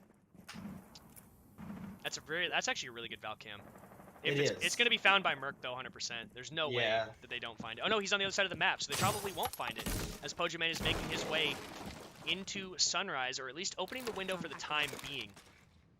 Going to throw a drone, wary of anybody trying to peek him as he throws, and Valk is immediately sprinting over here, hearing the window getting opened and the call-out coming from the Valkyrie camera.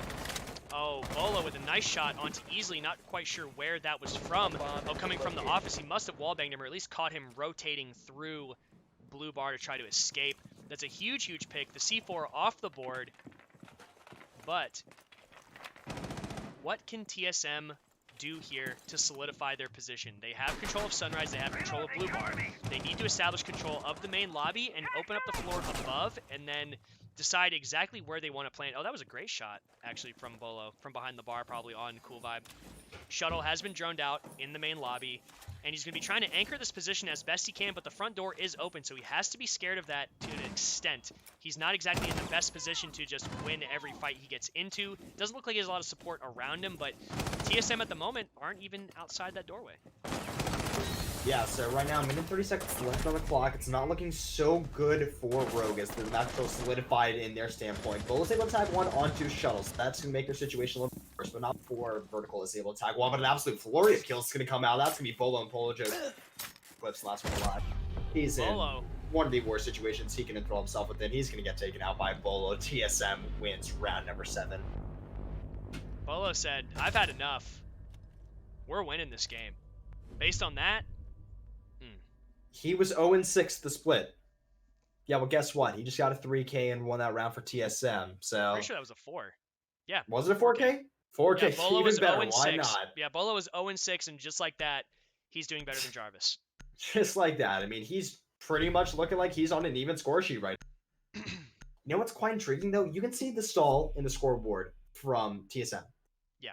Hojo, when he typed in the lull, he was 8-1. Now he's 9-4. Same with everyone else. They haven't been able to tack on these kills, so that round was ever so crucial. That momentum shift is now off of Rogue and it's back in TSM's favor. When you look at the psychological implement that both these teams will be going through right now in a lane event, they honestly won't be performing the same. Most of these teams are a little bit petrified, to be honest. And it doesn't matter if you're a cool, calm, collected team or a seasoned veteran or a new player. You're still going to shake a little bit more than you normally would. And right now, psychological factor is basically going to be favoring Rogue, or sorry, TSM, because able to get some rounds to the board. Bull is not going to be doing, I don't want to say as bad, but as less influential as he was before, so he's able to get that 4K and outright. So that's right now his load, and that's going to put himself in a rather better standpoint. And right now, that's exactly what TSM needed to try and put themselves back on the horse, ride it all the way to the finish line, and claim that $10,000 prize. So,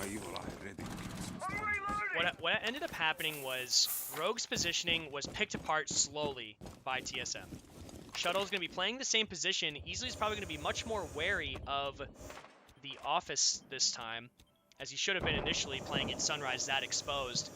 They obviously don't want any runouts coming out the front door, so they're going to place the track stingers early, and this is going to prevent any runouts towards service entrance if this is where they actually want to plant the diffuser. They're going to end up not having to worry about it, or at least being aware that the defenders are trying to push their vertical now, waiting and anticipating Bolo's push from the office, but is going to yield nothing.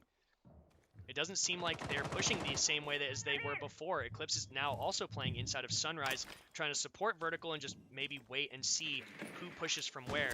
Bolo, however, is deciding to push through Aqua and is going to take control of White Stairs. Merc now with full control of what looks like Cool Vibe Stairs at the moment, as Bolo almost caught someone peeking at a weird angle from on top of the luggage balcony. That could have been a huge kill. Vert now exposed based off of the drone, and Shuttle's going to pick up 1 kill onto Achieved. Sledge off the board, vertical play potentially denied.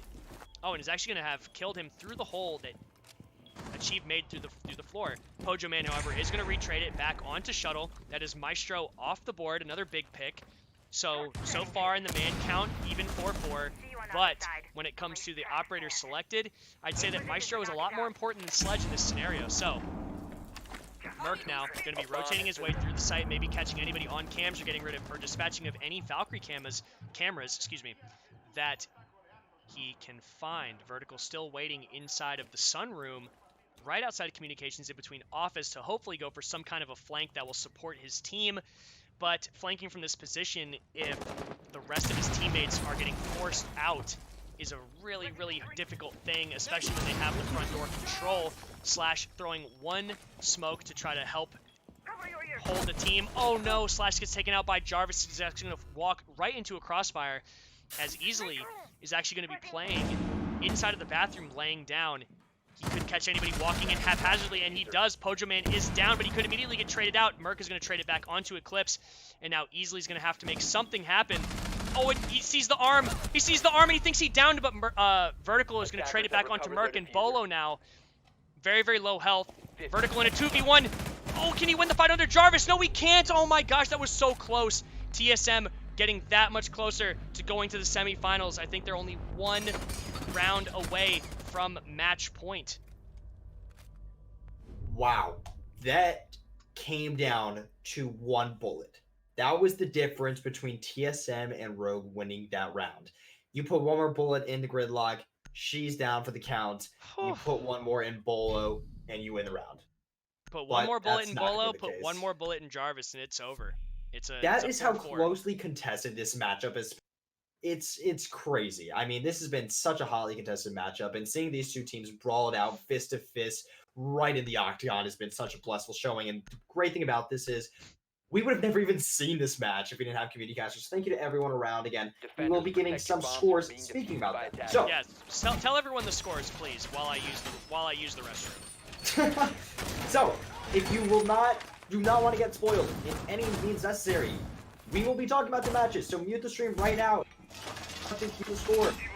Currently, Space Station Gaming versus Evil Geniuses over on twitch.tv/Rainbow6, as in the number, not the letters. That is 5-4 in favor of Evil Geniuses. That will be on Villa. New feed over on twitch.tv/Stokes, Dark Zero versus BDS. Dark Zero is up 1-0 on map count, and they are also up by a score of 4-1. Keep in mind, BDS knocked out G2, so back there just getting off the heater, and they might not be doing so well. It's honestly true showing of how powerful Dark Zero has been throughout this entire series, and honestly they are looking like an absolutely scary team. Heading over to twitch.tv/Razors Talks.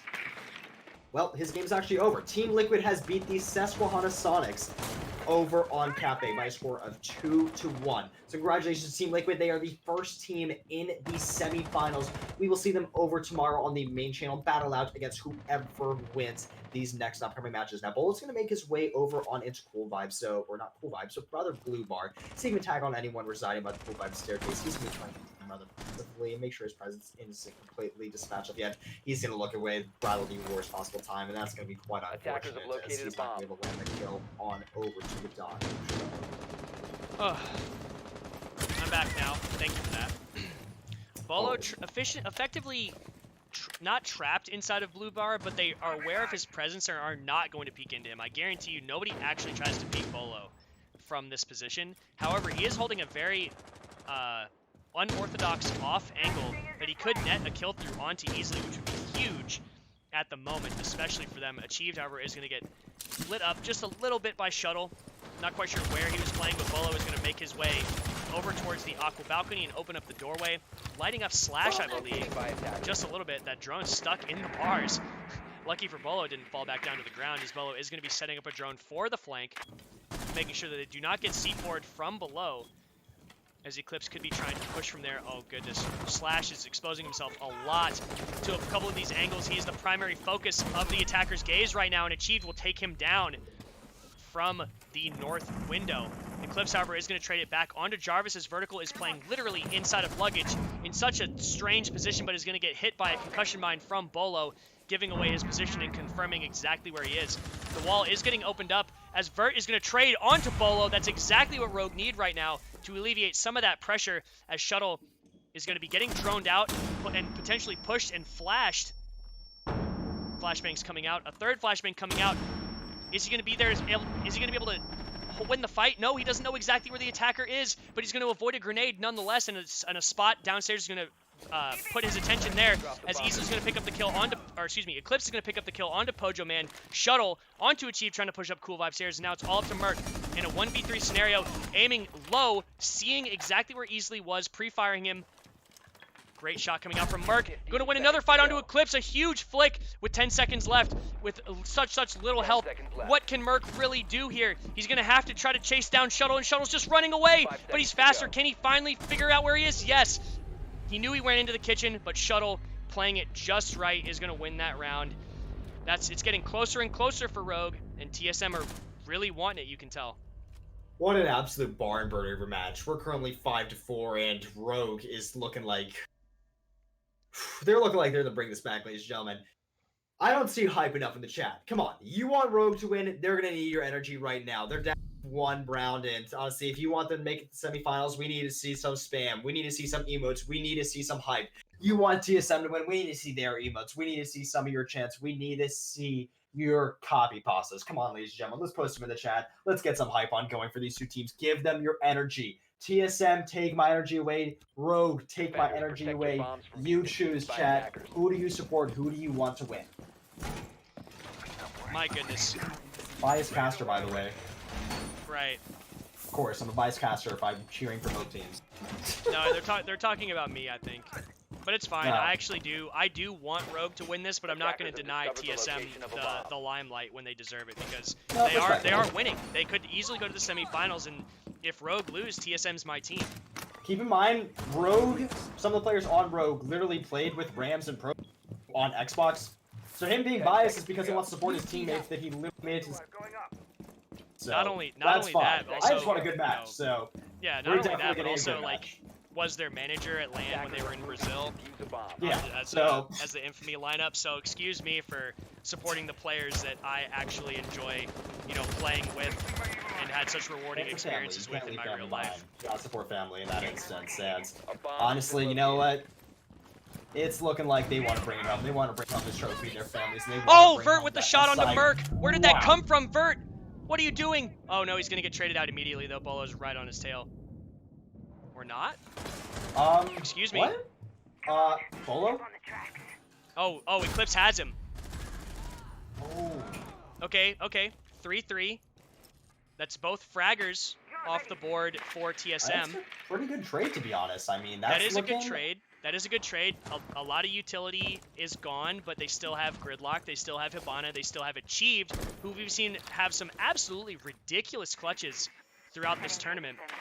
So we're just going to see exactly what he has in store for us and whether he can put the team on his back here at the moment. And Pojo Man being the clutch master as of right now, this match, you know, this could really go either way. But those two picks are big for Rogue.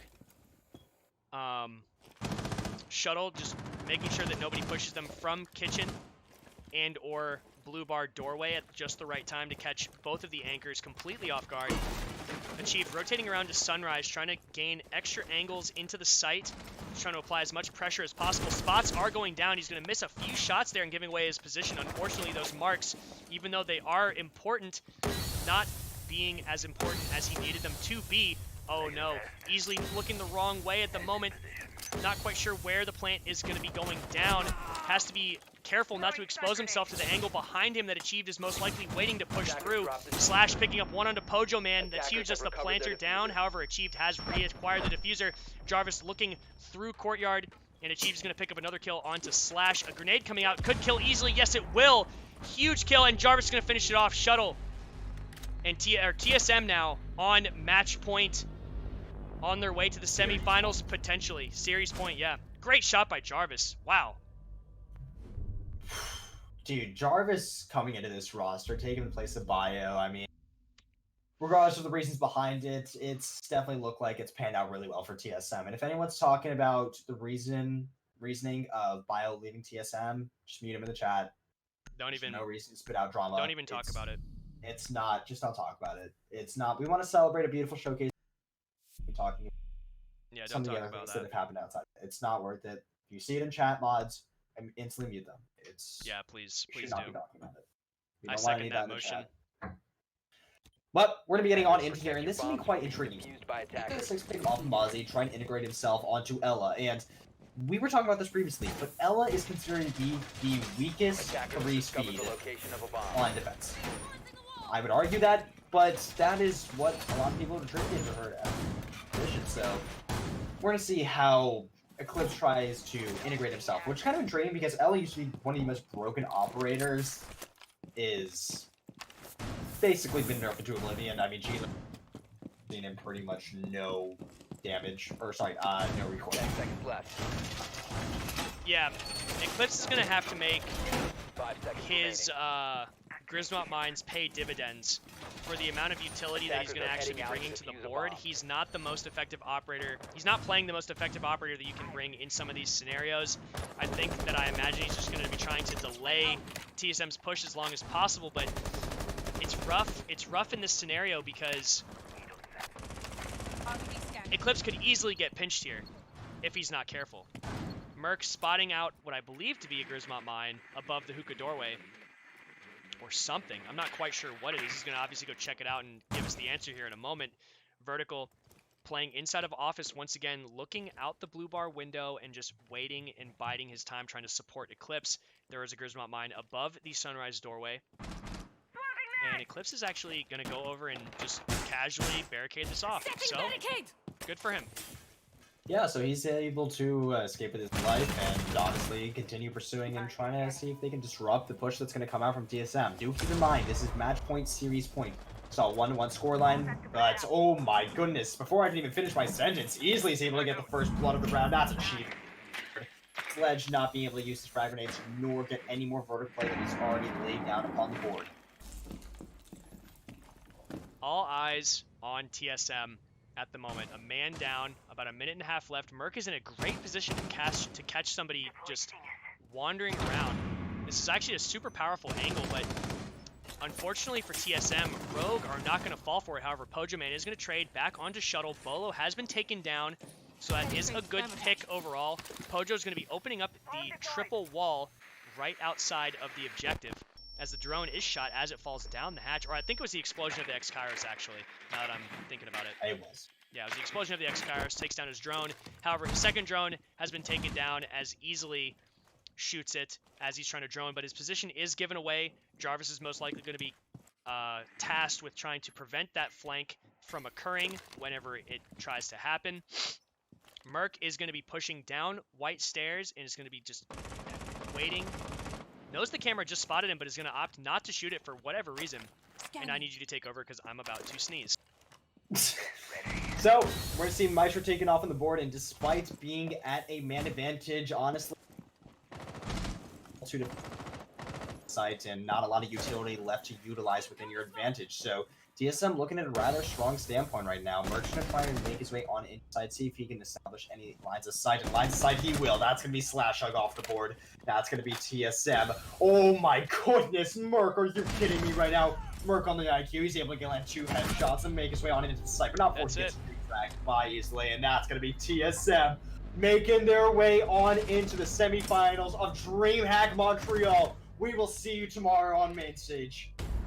GG's to TSM and Rogue, and GG's in chat to everybody who showed up. Thank you all the mods for helping us. I am extremely tired. Do you want to recap the teams that made it to the semifinals, and then we will just close down the stream after that? Yeah. So if you were just tuning in, don't know what happened, you can type in !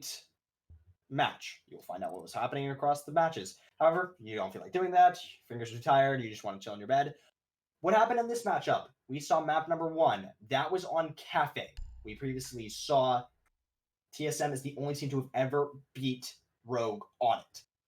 Now, we head on over to the map, we got the rematch going up, and we see it's 7-5 in favor of Rogue. They keep their title as one of the most predominant teams within the NA region, and not just the NA region, but the entire world when it comes to Cafe.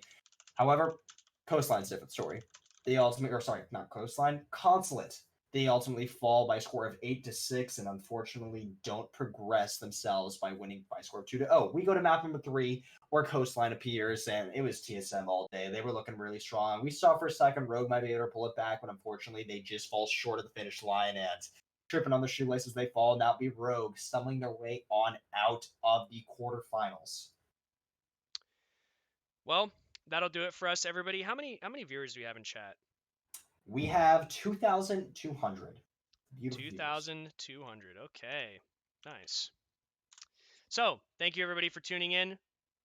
This is going to be the last time that you hear me and Hunter casting. For some of you, that'll probably be a relief. For others of you that enjoy our casting, we Thank really God appreciate your support. God.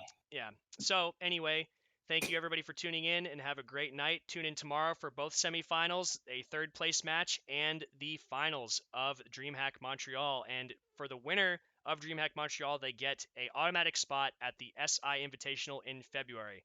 Have a great one, guys. $75,000, so that's going to be a quite nice prize to pocket in your pants, and that came out really wrong. Yeah, it did. I should have ended the stream 5 seconds ago. Should have ended nice it. job. Ladies and gentlemen, that's going to do it from us. I'm Hunter. Want to follow either me or Rams on Twitter. Rams' Twitter is Rams_YNF. We've been posting updates about DreamHack and just anything Siege related in general. My Twitter is HunterCash6. If you want to go follow us, you're more welcome to. Make sure to go check out all the community casters as well, as they are, I believe, still casting some of the matches. That's going to do it from us, ladies and gentlemen. Is Stokes still on? Yeah, Stokes, BDS vs Dark Zero is still going on. So if you want to go host him, I'm going to host him. Welcome to. I'm going to host him right now. Have a great night, everybody. Stokes is a great guy. His co-caster is a great guy. He's Ranger. Well, was formerly from Rogue. He's no longer affiliated with them. However, that's to do it from us, ladies and gentlemen. Have a great night and have a great rest of your week.